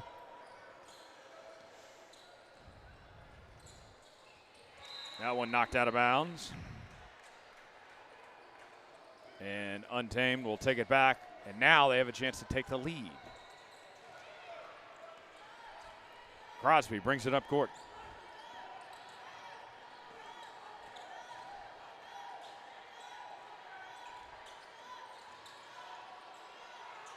Setting up a trap there, gets out of it, puts it up. That's good for Acree. What a move. And that's a really good shot from the mid-range that time from Acree. And she caught on in the second half yesterday, which led Untamed to a win. And then ultimately inserted them into a different position. If she can do that, she can get hot like she did yesterday. It might be bad news Bears. For players first. And that one taken away by Johnson. On the move. Crosby puts it up. That one counts for 2. And a 3-point lead for Untamed. Timeout called by player first. They were leading by 7 not too long ago. Now they find themselves a 10-point swing down by 3. With 12:58 to go here in the second half, you've got to start thinking if you're player first, whoa, what are we doing wrong? Well, then you can swap it on the other end and say, hey, you know what? We are giving up the ball way too much here. All right, Untamed forcing too many turnovers. They're getting the ball in the right position at the right time, and they've been able to get down the court rather quickly. They have. 12:58 remaining. 3-point lead for Untamed over player first. Player first was shooting so well in this game, especially from outside, but they haven't found that same charisma that they had earlier. No, you're right. They haven't, and they're going to have to get back to what they know best, and that's moving the ball around, being quick on their feet. If they don't do that, then they're not playing their game. And right now, Untamed seemingly has the game all in their control. And it can't just be Chavez shooting. No, it can't, yeah. Need more action from Riley Good, Macy Fallon, a little bit more inside from Brielle Burdick. She's done a nice job this weekend. Naylor. From range. Yeah, Naylor as well. You've got to get your girls playing the right brand of basketball like they were yesterday. Here comes Good. Out to Chavez. Fallon passes it, and that one flies out of bounds, intended for Ward, and Untamed will have it. And another turnover. You can't have that happen. The more often a turnover occurs, the more often and the more likely that you're going to have Untamed go down and score. Good, knocks it out of bounds. It will stay with Untamed. Johnson with it. Johnson, 3 on her. Gets out of the trap. The jumper short from right. Offensive board, though. And that one knocked out of bounds. Off the hands of Macy Fallon. It will be Untamed basketball. And now they're going to say it's off of Untamed. Or off of Untamed, rather. It would be player first basketball. Thank you. Right. Taken away. Good pass. Passes it back, puts it up, missed, and a foul called. And this run has continued here for Untamed. They haven't scored in about the last minute or so, but neither has player first. That score, that run still stands. And until player first can do something about it, I'm not entirely sure what they're going to do. I don't know how they're supposed to stop Untamed right now. Missed the first. As Crosby is at the line. And Lexi Glenn now into the game for Riley Good. Here's the second attempt. Missed them both.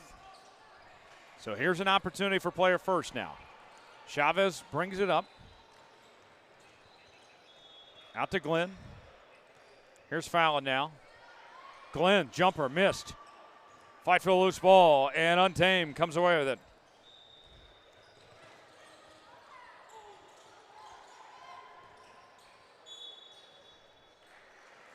And that's a turnover. And I believe Acree just got a little too close to that baseline down low, and that'll be a turnover. This is good work. This is good work, though, if you're player first. This is good news. You have the ball off a turnover, try and score and gain a little bit of that momentum back. Ward going in. Johnson got a hand on it. Recovered. Three-pointer. No. Short. Knocked out of bounds. Off of Untamed. Player first will off of player first rather. Untamed will take possession. And Untamed doing a really nice job defensively. No quick shots. It's like player first cannot get going. They can't get to that fast pace that they once were. Going in. Puts it up. Count it. And the foul. A chance for a three-point play. Johnson headed the line with a chance to extend the lead with 11:01 to go. And player first just seems like a completely different team now. The momentum has switched ever so quickly, and now you have a team that was up by 7, down by 5. 6 now. Up and good.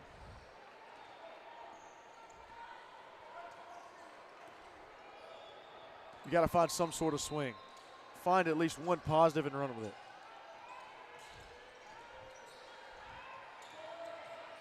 Got a hand on it. And Johnson comes away with it. Yeah, and that's where the size advantage comes into play here for Untamed.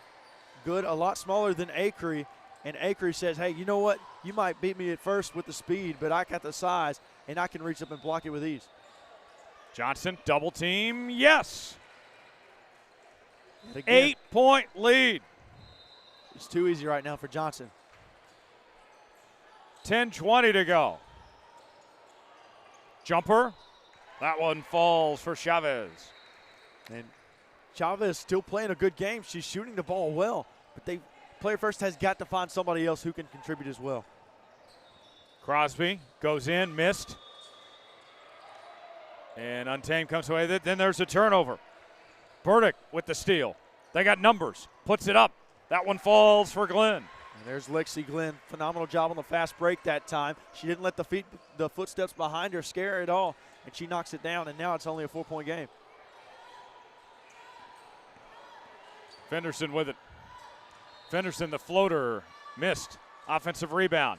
And the putback good from Acree. Yeah, nice spin move down low, created separation, and it was absolutely cheese. Wonderful, wonderful move and shot. Three-pointer, no. Good, couldn't hit. Here's a rebound coming the other way. Right. Going in. Basket up, and that one drops for Acree. And the lead's back up to 8. Just over 9 to go.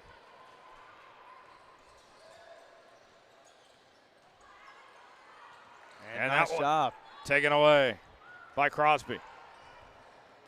Here comes Acree now. Acree with the finish inside, and the lead is up to 10, their largest of the morning.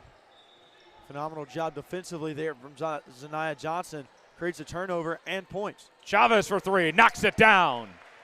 And they're back within 7. Chavez is hitting her shots. They've just got to find somebody else to help contribute here. Phenomenal shot from Chavez. Somebody help her. Somebody continue to get hot. And now timeout. 8:25 remaining. 50-43 our score, Untamed on top. And Chavez is doing her job. She's got to have help. She does. It got to a double-digit lead there, and she immediately came back and hit a quick three-pointer. Wide open off the screen. I want to see more screens here in the second half from player first. A lot of the times those screens are going to create space, and they're going to create separation. Continue to set screens, and then there's a possibility you're going to have somebody open up at some point here for player first.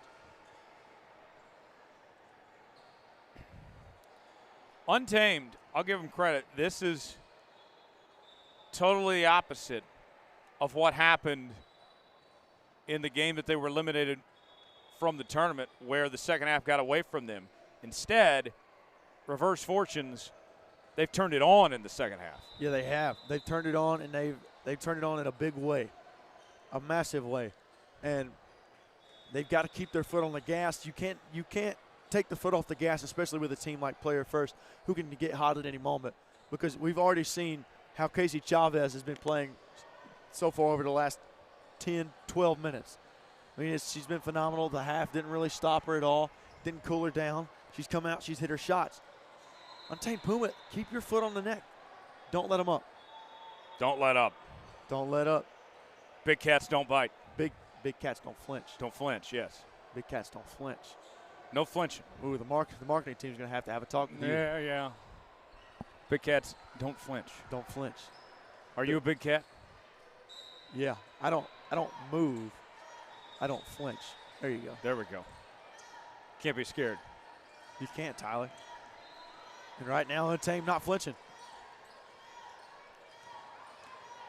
Going up. Good move. Couldn't hit.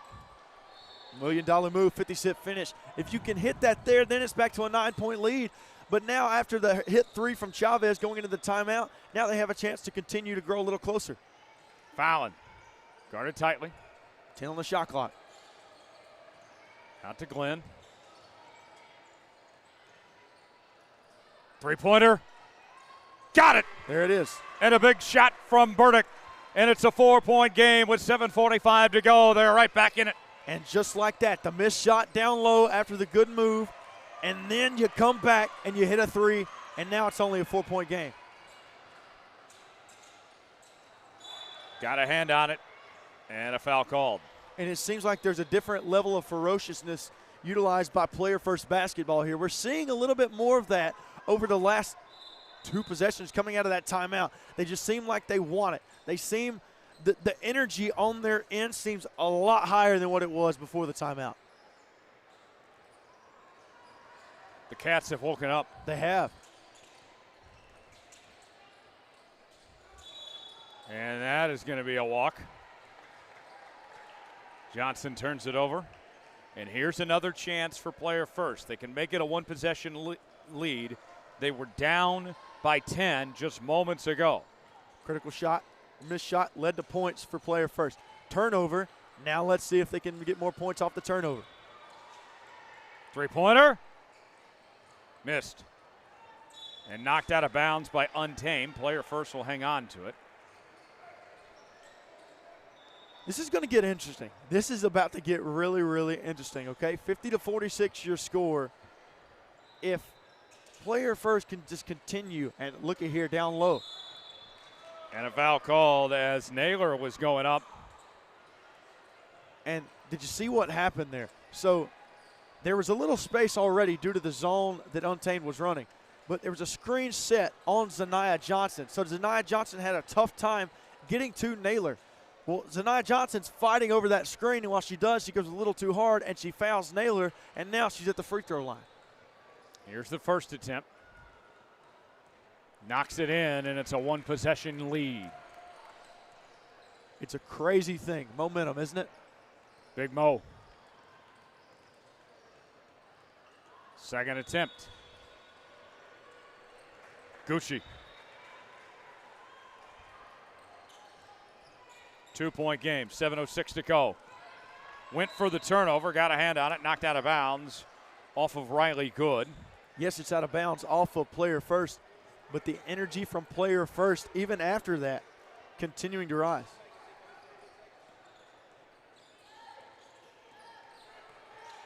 So Fenderson brings it up. Jumper. That one short from Hines. And now an air ball and seemingly momentum on the side of player first right now. And Reagan Burrows checks into the game for Hines. Chavez brings it up. Out to Good. Good for three. Missed. Had a chance to take the lead there. Couldn't hit. It was a big time chance. It was a wide open shot, but you love the shot there and you love the confidence from Good. Crosby feeds it inside. Triple team. Gets out of it. Three-pointer. Too strong. And Naylor comes away with the board. Here comes Good now. Three from the corner. Too much. The putback and finish by Good. And we're all even at 50. 6:10 to play. Wow. Hold on to your butts and buckle up, folks. We got a photo finish coming. And Good ran with that fast break. Dissed it off in the corner, then ran down low under the basket for the rebound. Phenomenal job from Good there. Knocked out of bounds. Untamed will retain it.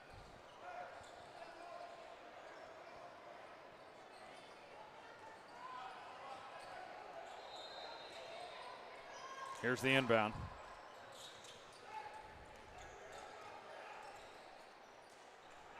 Lost a handle on it, recovers. Puts it up, can't hit, gets her own board. And there is the answer from Johnson, and they retain the lead. And as big as she is, she's able to utilize her body. She gets the rebound off of her missed shot, puts it back up and in. It doesn't matter. If you're not physical with her down low, it's not going to matter. She's going to hit it. Foul called, which will lead to free throws for player first with a chance to tie it again. And Burdick will head to the line.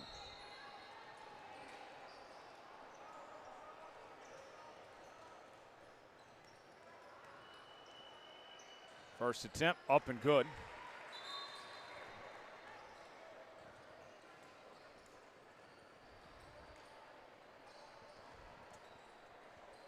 Good crowd for this one, too. Very good crowd. Standing room only. Knocks it down, and we're all even at 52. 5:29 to go.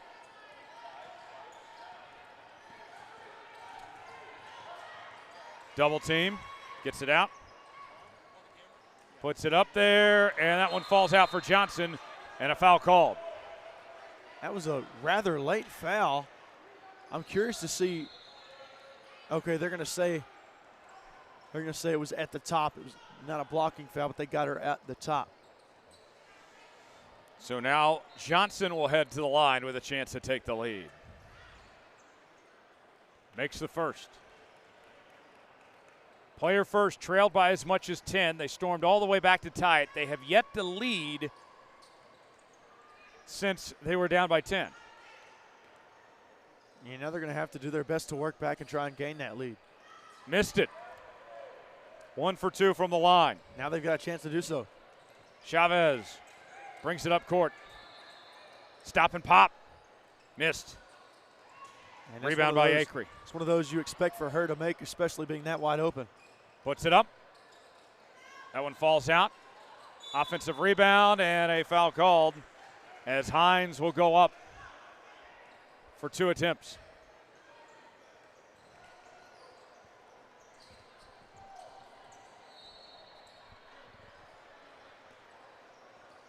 They're letting Untamed get to the line a lot, but the other way you could look at it is that they're not letting them have anything easy. They aren't, and then the missed free throw there, that automatically negates the free open layup if they were to, if she was just, as opposed to if they were to just let her make it. Here's the second attempt, up and good. So Macy Fallon will check in as Naylor checks out. Fallon had a good start to the second half. She's one of the girls that I handpicked earlier. I said needed to step up.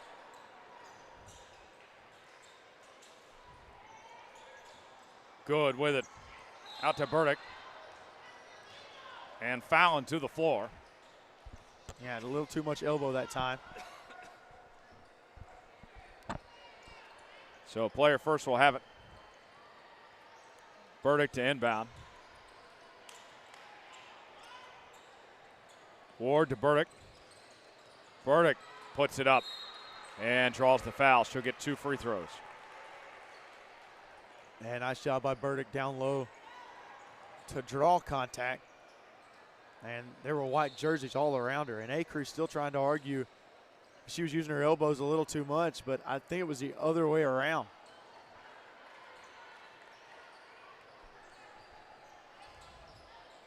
You're going to get to the free throw line if you're player first. You've got to make your free throws, as they could disconnect on the first one.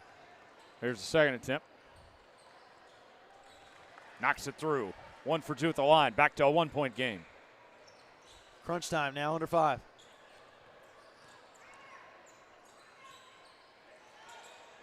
Moving around now.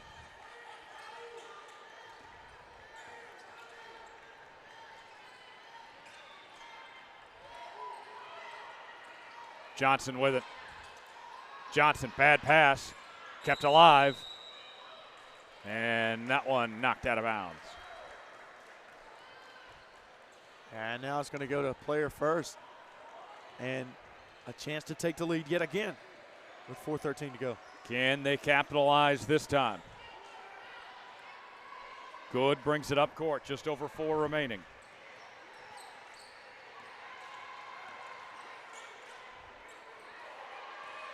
Deep 3.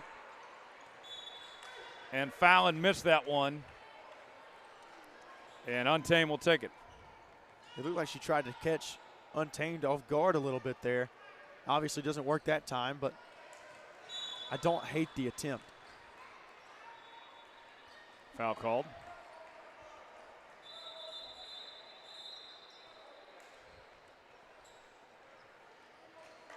And we are in the bonus. So that will send Crosby to the line.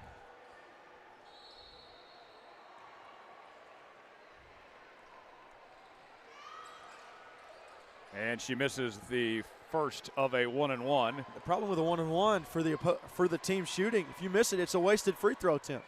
It's a wasted trip. Burdick out to Chavez. Trying to take the lead. Chavez kicks it out. 3-pointer by Burdick. Missed. Burdick gets her own board. Trying to get it to good, and that rolls out of bounds. Couldn't get the handle on it she was looking for, and Untamed will have it. It was a good follow-through on her shot that time. She got her own offensive board, but an errant pass, and now it's a turnover, and it goes to Untamed. Puts it up, and that one drops for 2 from Fenderson. Lead back to 3. Response after response here in a 3-point game. Chavez puts it up. Got it. Lead down to 1. 3 to go. That's deadly. That is deadly. They just need her to take over. They do. And it seems like Burdick she's with found the her steal. spot. Here they go. Good puts it up, draws the foul. And Good will have a chance to take the lead at the charity stripe. And you look at the turnover forced down here by Burdick and the nice pass up the floor to find Riley Good. That's what you need. That's what you need. Create those turnovers, and then guess what? You get a free trip to the line.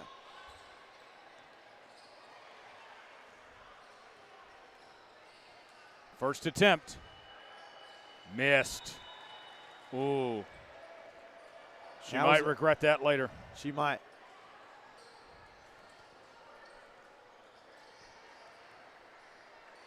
Here's the second. Up and good. All even. 56 apiece. 2:44 to go. Untamed with the ball.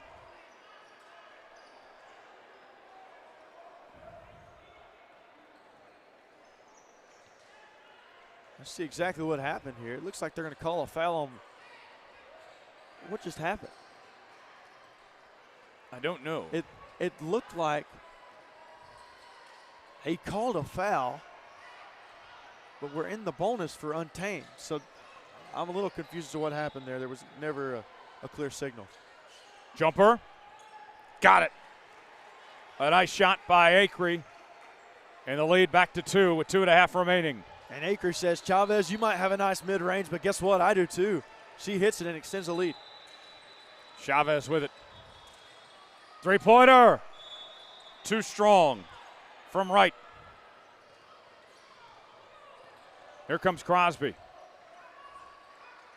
Going in to Acree. Count it. And the foul. A chance for a three-point play. Acree getting it done. Phenomenal cut to the basket that time by Acree and a gorgeous find. Lovely assist there. And now Acree going to go to the line. Acree now with 4 straight points. So Burdick checks out as Fallon checks back in. 2:09 on the clock. 4-point lead for Untamed and a chance to extend it late in this one. Acree puts it up. Missed. Rebound that time by Naylor. Good with it.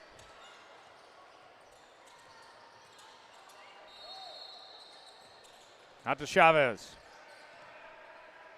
Here's Fallon now. Fallon guarded tightly. Back to Fallon. Fallon dribble drive inside. Throws up there. Got it. Hey, hey, hey, hey.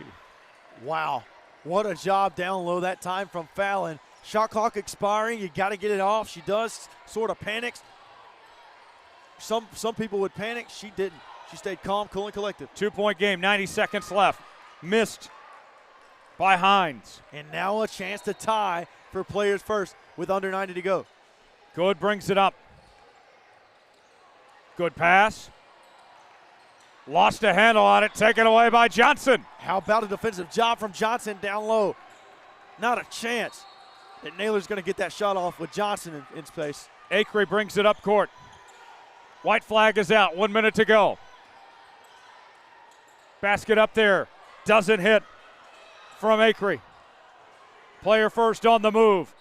Throws up the floater, is good. Missed it, but draws the foul and will have a chance to tie it with 50 seconds remaining.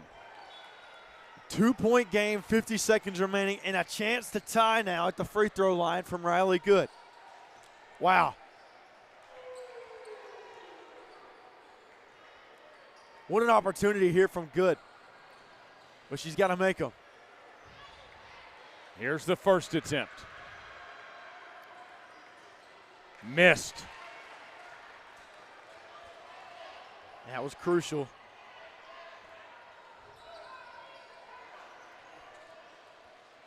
Hines is on the block now. Good puts it up. Missed them both. The offensive rebound can't hit. And recovered by Johnson. Untamed takes it now. You get an offensive board, you must hit that if you're player first. What a turn of events. Here they go. Three-pointer. Missed. And a rebound. And you want to run down the shot clock there. Three-pointer. Can't hit. Fight for the loose ball. and Johnson comes away with a massive board and a foul with 20 seconds remaining. Wow. What a game. crucial rebound by Johnson. Crucial. Big time plays from big time playmakers. Now Johnson can make this a 2-possession lead with 20 seconds to go. Here's the first attempt. Up and good.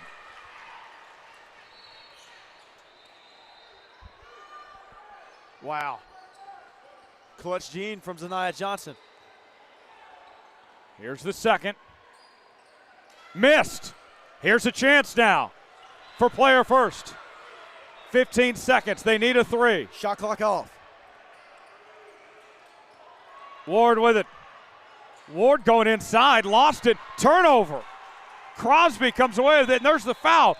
Why did they settle for going inside when they needed a 3? Oh, man, you can't do that. And what I think Ward was trying to do was draw a foul, but in those certain situations, you can't take that risk. You've got to find an opportunity outside the line somewhere, and that's just crucial. We talk all the time about players not needing a 3 in circumstances. Take what the defense gives you. In that case, they needed a 3 and went inside. Yeah, and as now the first it's a free throw is up game. and good. Second attempt coming for Crosby, trying to put this game on ice. Missed. 3 seconds. Here comes Chavez, throws it up, and that's not going to matter. As Untamed pulls off a 62-58 victory to claim third place in dramatic fashion. What a game. What a game indeed. And it was Untamed who arises victorious in a battle, an absolute battle that time. 2 extremely well-coached teams going at it, but Untamed rises on top. Hayden, been fun working with you this year, my guy. Been fun working with you, buddy. We'll see you down the road. More to come. It's the girls' championship game coming up next here from Orlando.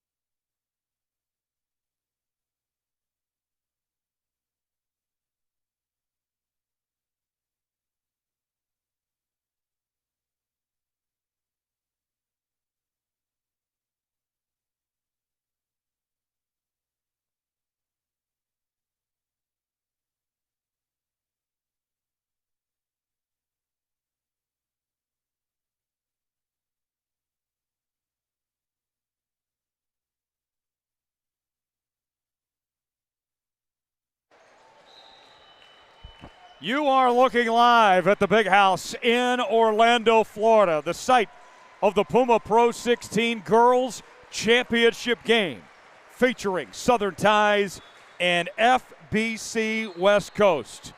Tyler Jones, Mike Calandra here with you on this Monday morning into Monday afternoon. It's been a long road to get to this point, and now it's time to crown a champion. Mike, what's it going to take to win the title?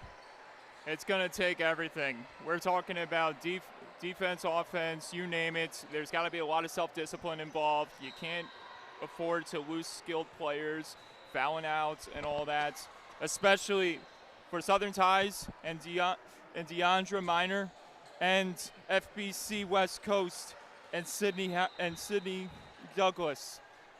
Such two players you cannot afford to lose in a matchup of this much magnitude. Minor, heavily recruited, the star player that we'll be keeping all eyes on. And let's see if she saved her best for last. We'll just have to wonder. She hammered down, that is for sure, right in front of the ever so legendary Kim Mulkey. My goodness, what a way to make an impression on a Hall of Fame NCAA women's basketball head coach. Southern Ties in the white and black, FBC in the pink and white. The players are ready, the coaches are ready. We hope you are too, as we're underway from the Big House in Orlando. Girls Championship game starts right now. It should be noted, both of these teams came to this point with a victory each in convincing fashion. Now we'll wait and see who strikes first. A lot of spacing out for FBC. Got to get a shot off. 3 on the shot clock. Puts it up, and that one drops. A nice shot there from Sydney Douglas. And how apropos that for FBC West Coast, it is Douglas who gets the team's first point. On the run, three-pointer. And a miss from Gator. Oh, we got a wrestling match early. And that's a jump ball. The arrow in favor of Southern Ties. And you'd be right on that. Inbounds coming from Minor here. We got Coach Kellen McCoy, Coach Danny Robinson on the sidelines watching from afar, seeing what their two teams can come up with here. Going inside. Missed. Big recovery by Robinson. Off she goes to the races. Three-pointer. Got it. And a big shot there by Howard for 3. And it's a 5-0 start for West Coast. Tremendous run to kick off this game. Early basket by Douglas. Big three-pointer by Howard. And an early timeout immediately from Southern Ties. You just have to know they're feeling the pressure from the get-go. I find this timeout interesting because, yes, they have not gotten off to the start that they would have hoped for. But it's been 1 minute, and they're only down 5. I think this is all about just trying to cool your players down, try to see if you can come up with something so you can control the pace of this game, because right now it's all FBC West Coast running the floor, and we'll have to wait and see what's to come for this game. We know FBC West Coast has a healthy lineup intact, a lot of subs involved, where Southern Ties, they got maybe 1 or 2 less subs.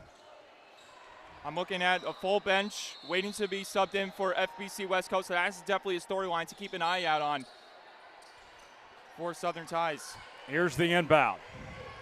Full court press from Robinson to Minor. That's a battle that we're going to see all game long. Minor. Dribble drive inside.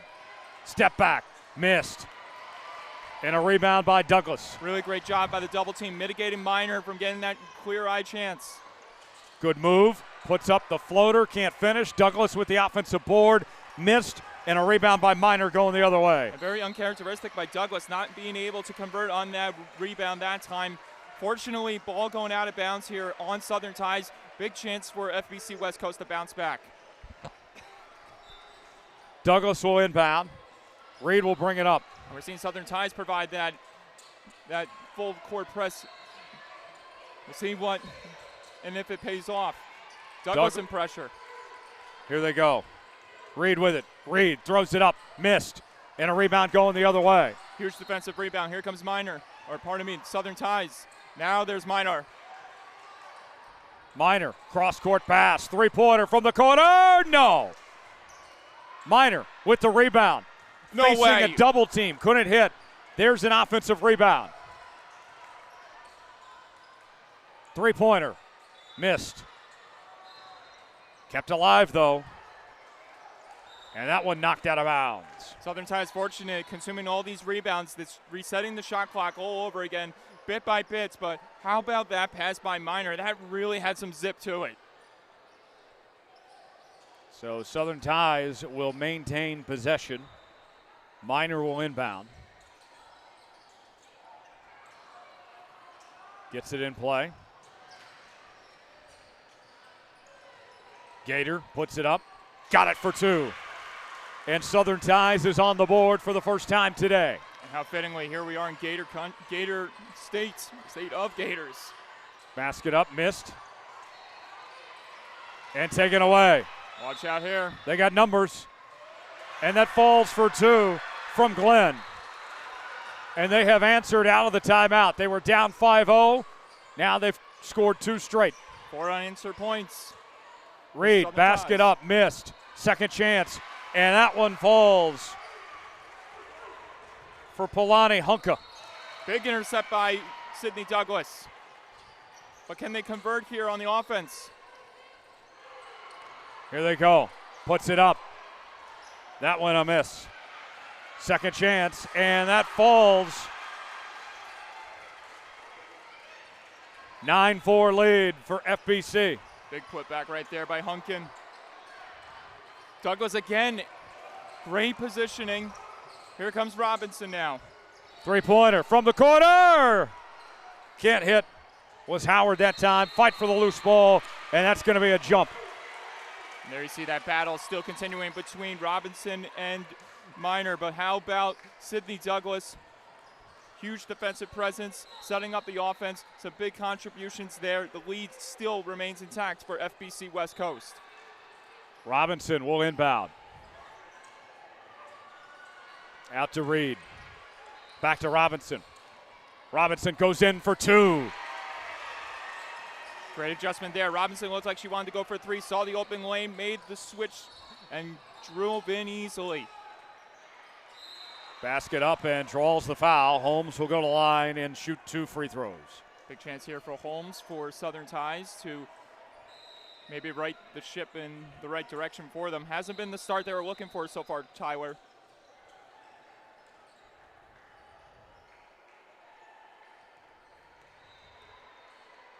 First free throw attempt. But it can't be understated, though. This is very similar to how Southern Ties played yesterday before they started lighting the lamp in the second half. Game started out very close, neck and neck, but before you knew it, Deandra Minor figured out who she was, played to her identity, and cashed in on numerous three-pointers before everyone contributed in that department. Second attempt, missed. Offensive rebound, though. Here's Gator now. Gator puts it up. That one falls out.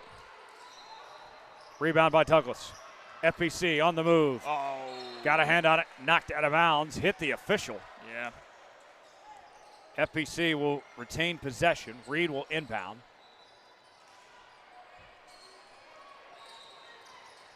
And they get it in play. Yeah, that's a foul. That's going to be on Sydney Douglas. A little bit of push off there, trying to create space and isolation. Unfortunately, got caught red-handed that time.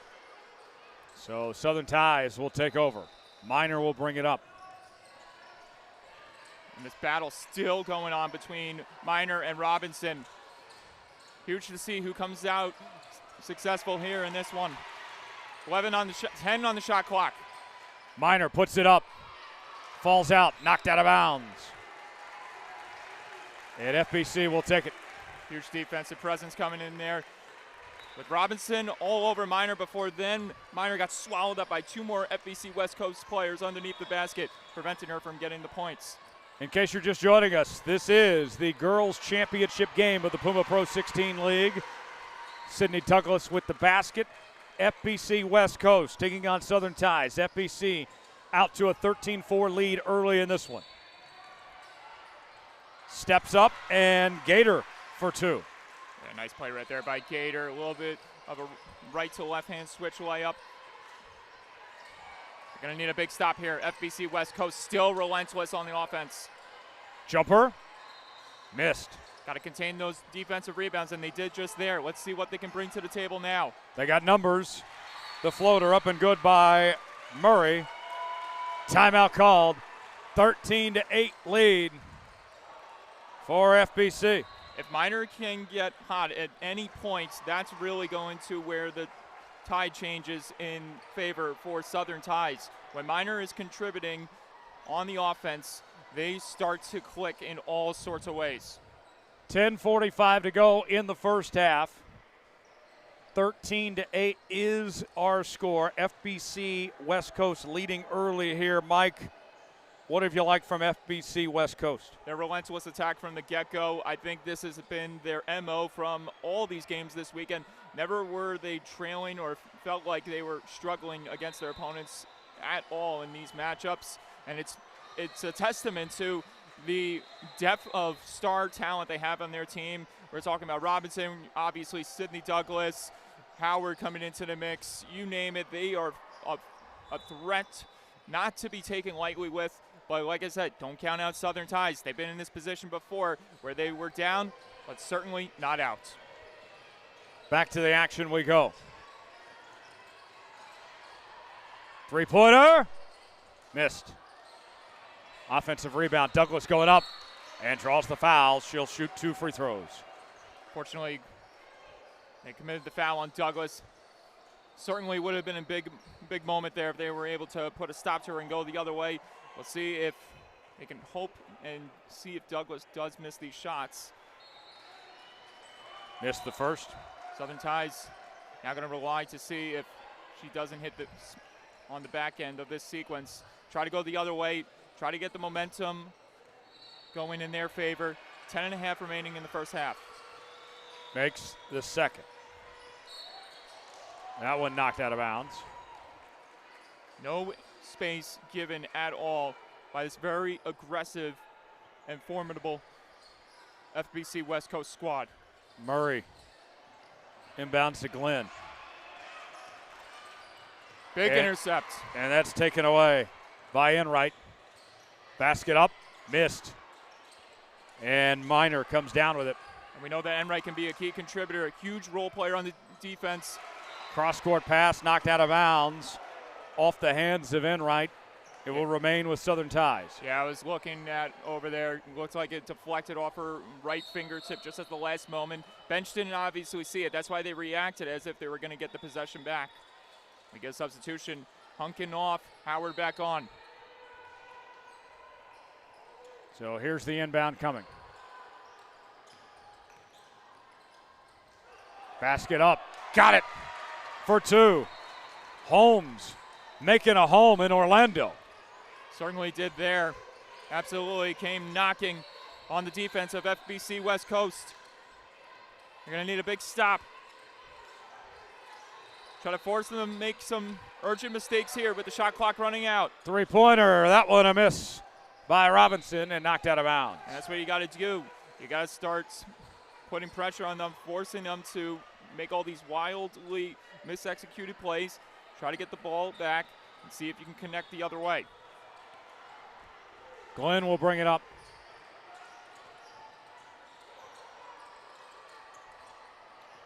Out to Holmes. Holmes for 3. Right, got it. A big-time shot from Holmes, and that brings Southern Ties within 1 with 9:20 to play in half number 1. And that was all because of the screen right there. Holmes called for the screen from Glenn. Glenn did her parts. Boom, 3-pointer, 1-point game. Douglas lost it out of bounds. And like I said, Tyler, all of a sudden, once Southern Ties starts to click, It becomes dangerous territory for whoever Southern Ties is playing. In this case, FBC West Coast. Reed inbounds. Robinson with it. Three-pointer. Got it. Polani Hunkin from way out there. Three-pointer. In and out. Gets her own board. And the putback. And finish that time from Glenn. Great work by Glenn. That's why you don't give up on the play no matter what. And a foul called as Reed was going up. She'll go to the line and shoot two. Yeah, definitely wanted to convert on that layup. Does get the fortunate foul drawn that time. See if she has a better sequence compared to Sydney Douglas, who went 1 for 2 last time at the free throw line. So a chance here to maybe extend the lead to another margin. First basket up and good. That puts the lead back to 3. Here's the second attempt now. Makes it. 2 for 2 from the line. A good sequence there that time for FBC West Coast. Minor brings it up. This full court press being instilled by Robinson. Admirable work. Robinson on the run, throws it up. That's good for 2. And the lead back up to 6. Huge advantage here for FBC West Coast. And Robinson all over Minor, all over again. Look at this. And there's a takeaway by Robinson. Good pass. And the finish by Howard. And the lead is up to 8 with just over 8 remaining in the first half. They got to figure out a way for Minor to distribute the ball away from Robinson. Basket up, no good, and a foul is called.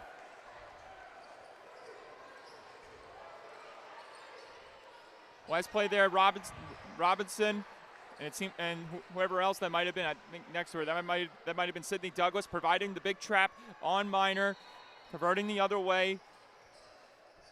Just tremendous two-way ball happening from FBC West Coast. Connolly at the line makes the first.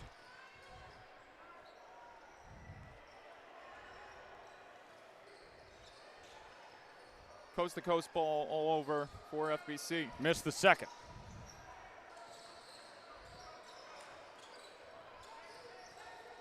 So Reed brings it up.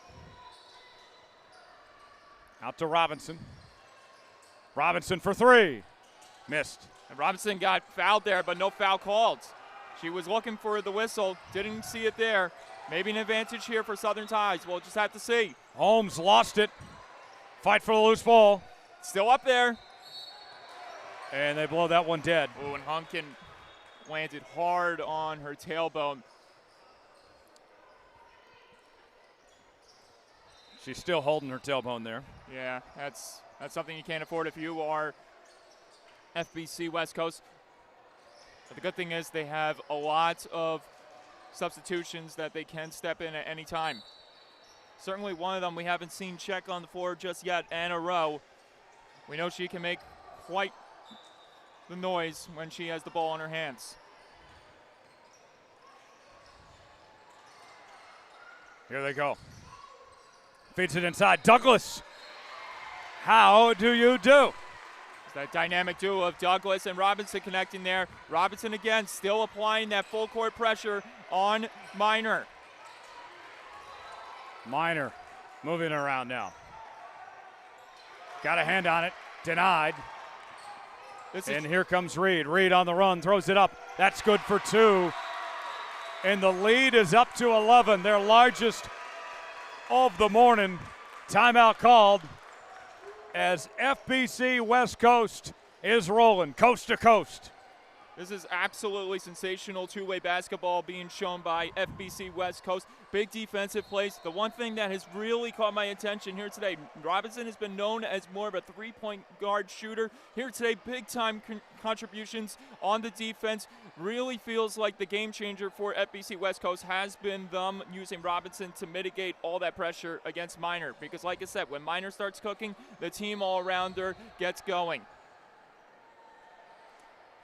So what does Southern Ties need to do to get back in this? They already cut the deficit once. and then they let FBC West Coast get on another run. I think that for starters, Minor's got to really get rid of that ball, find open targets almost instantly, because the moment she has the ball in her hands, she's trapped every time. You can see the panic once that happens, and we've seen it numerous times. A lot of turnovers committed by Minor, unfortunately. And if she is able to set something up in quick timing, maybe, just maybe, Southern Tides can right the ship. It's all going to be about, as well, containing those offensive rebounds. You got to be quick on those as well. Easier said than done, Tyler, though.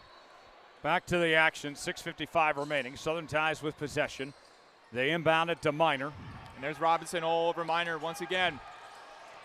Minor spins, throws it up. Got it for two. There you go. Minor able to figure out Robinson that time. And they needed that coming out of the timeout. Now you're going to need a big stop here. We got full court press happening. Southern Tides on FBC West Coast.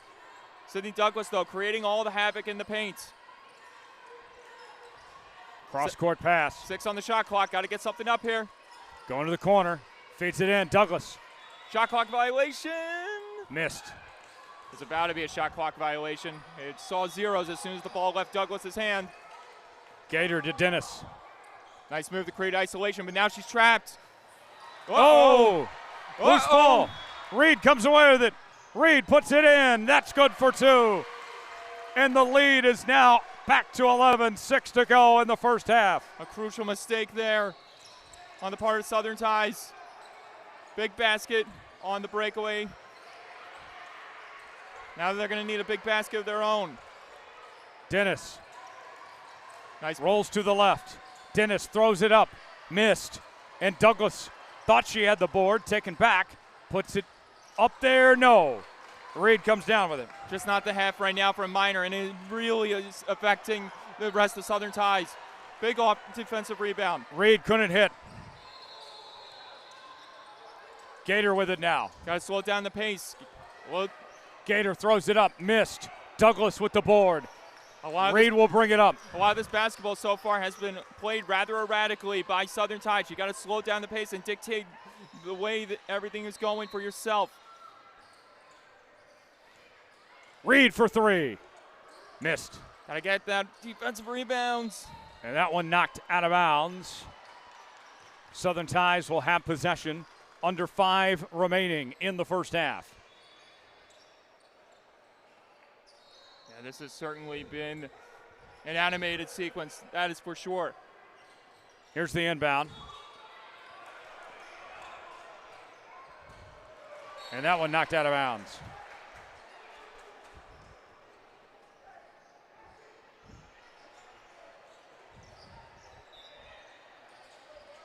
Here's the inbound. Enright brings it up. Out to Robinson. Three-pointer! No. And that one out of bounds. And that's what we know Robinson for, the propensity to be such a threat from beyond the arc. Had the angle there that time on that attempt, just couldn't nail it. We'll see if Southern Tides can maybe execute the other way, take advantage of that missed opportunity. Here we go. Dennis, top of the key. Good pass. Can't finish. Gets her own board. That's Murray. Out to Dennis. Now Glenn. Got it. A huge three there to bring them back within single digits. Certainly what you're looking for out of Southern Tides. Now let's see if that can carry into the second half here. Still plenty of time left in the first, though. 4 minutes to go. Cross-court pass, three-pointer from the corner, no. Got to grab that defensive rebound. They did. Great work there down low in the paint. And a foul called on Robinson as Minor was bringing it up. Now that's going to be a key advantage for Minor. If she is able to, if she is able to draw. Punkin out. And West Coast is going to go up ahead by a lot. Going the other way. Robinson comes down with it. Robinson on the run. And that one flies out of bounds. Inbounds here. We'll see if they can. Bounds. The inbounds here. We'll see if they can. Gator with it. Gator with it.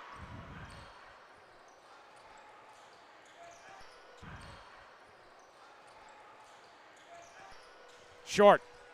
Rebound going the other way. Nice. Thought at first the possession. Got the shot clock at 18. Don't. Nice.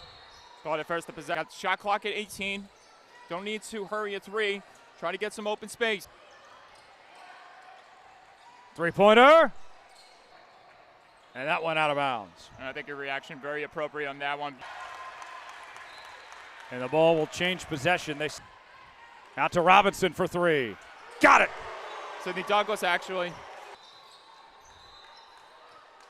We got Murray checking in. Sydney Douglas to extend the lead to 16. Too strong. Offensive rebound. Something on the bench right before the whistle is blown. 4.7 to go. Big inbounds for Southern Tide. Floater up there. That falls for two for Holmes. And that will take us to the intermission. The engine that gets going by the minutes every time she is misconnected on three ball attempts. And Southern Tides need to do to get back in this. It really is going to be finding those offensive boards. It is. We got coaches from all across the country in attendance. The second half about to begin here in a few moments. Well, she was certainly there yesterday. Got out to Minor. A little more of an aggressive jump off the bat. Yeah, there was definitely contact on the way. Changer. First free throw attempt up and good. If you can draw it's out of it. Douglas with it now. Almost a big intercept by Glenn. And the putback by Douglas, and the lead's back to 12. But that's going to be on the shot clock. Deep three. Provided by FBC West Coast. Three-pointer on the other. Going in, double team. Lost it out of bounds. All over Sydney Douglas. Try to frustrate her as much as you can. Violation. Unfortunately, contact was made. Hit these shots, and Southern Tides can go the other way and capitalize. Three. And a miss. Offensive rebound, though, going back. And they wanted a trap, and Southern Tides will have it. And that pulls them within 15. Timeout called. Waking up the rest of her team. Maybe that shot. And we knew they were going to be tough to compete against Iowa just yet. This would be huge for Southern time. Douglas continuing to be the facilitator on this offense. As I alluded to before at the top of the broadcast, she is the one. It is not looking good. She's holding. Saw her hit 6 3-pointers in a matter of, like, I want to say now. Point scoring contest, but instead it's been. Yeah, that's. So FBC West Coast will have it up 49. And how about that finish by Douglas for two? Business. Redirecting traffic. Oh. Off of the foul. Yeah, Hunkin was trying to throw that pick. Yeah, this is just rolling down that hill, just tumbling, trying to. Holmes went up with it, and they wave it off. A roll, three-pointer missed, and a rebound by. Can't hit, gets her own board. For why Minor's been against Holmes, although Holmes seems with that give back. Maybe guarded tightly, and that's a turnover. Going up, missed. This is really getting physical now. Out to Reed. Miss on those chances. They'll give Southern Tides an opportunity to go. A badly needed bucket for Southern. Here's Reed. Doug. Halt right to it. Glenn in a double team, gets out of it. Great sight to see. 18-point game is now a. Reed brings it up. Certainly going to be a test for her. See how long she. Mix with it. Mix. Yeah, possession arrow retained, going to Southern Tides. And that one's picked off. for Southern Ties. Sees now. 7:40 to go. Reed with it. Passes that one and pass distributed from Minor or attempted. Heck of a game today. 50 remaining, a championship. Throws for Minor. And she hit the deck hard again. Really went. Trying to get through the pain here at the free throw line. I think it's a great impression to give to a future coach in saying, hey,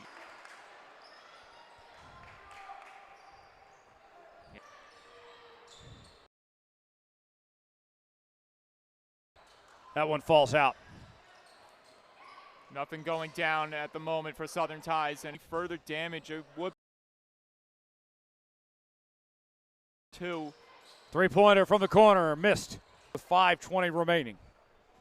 Really one answer to game. It's hitting all strides for them, and I think the one thing that has at this point, does feel like the game is certainly out of reach for Southern Ties. First attempt, up and from all angles. Get every shot of this there from Minor. Have to wonder if there was some retaliation. 30-point ball game. Holy moly. And correct some mistakes to take over and blow. We've heard that the program has went through some struggles up and down. Hey, how do you spell MVP? She was checking to see if there was a nerve and by Gator.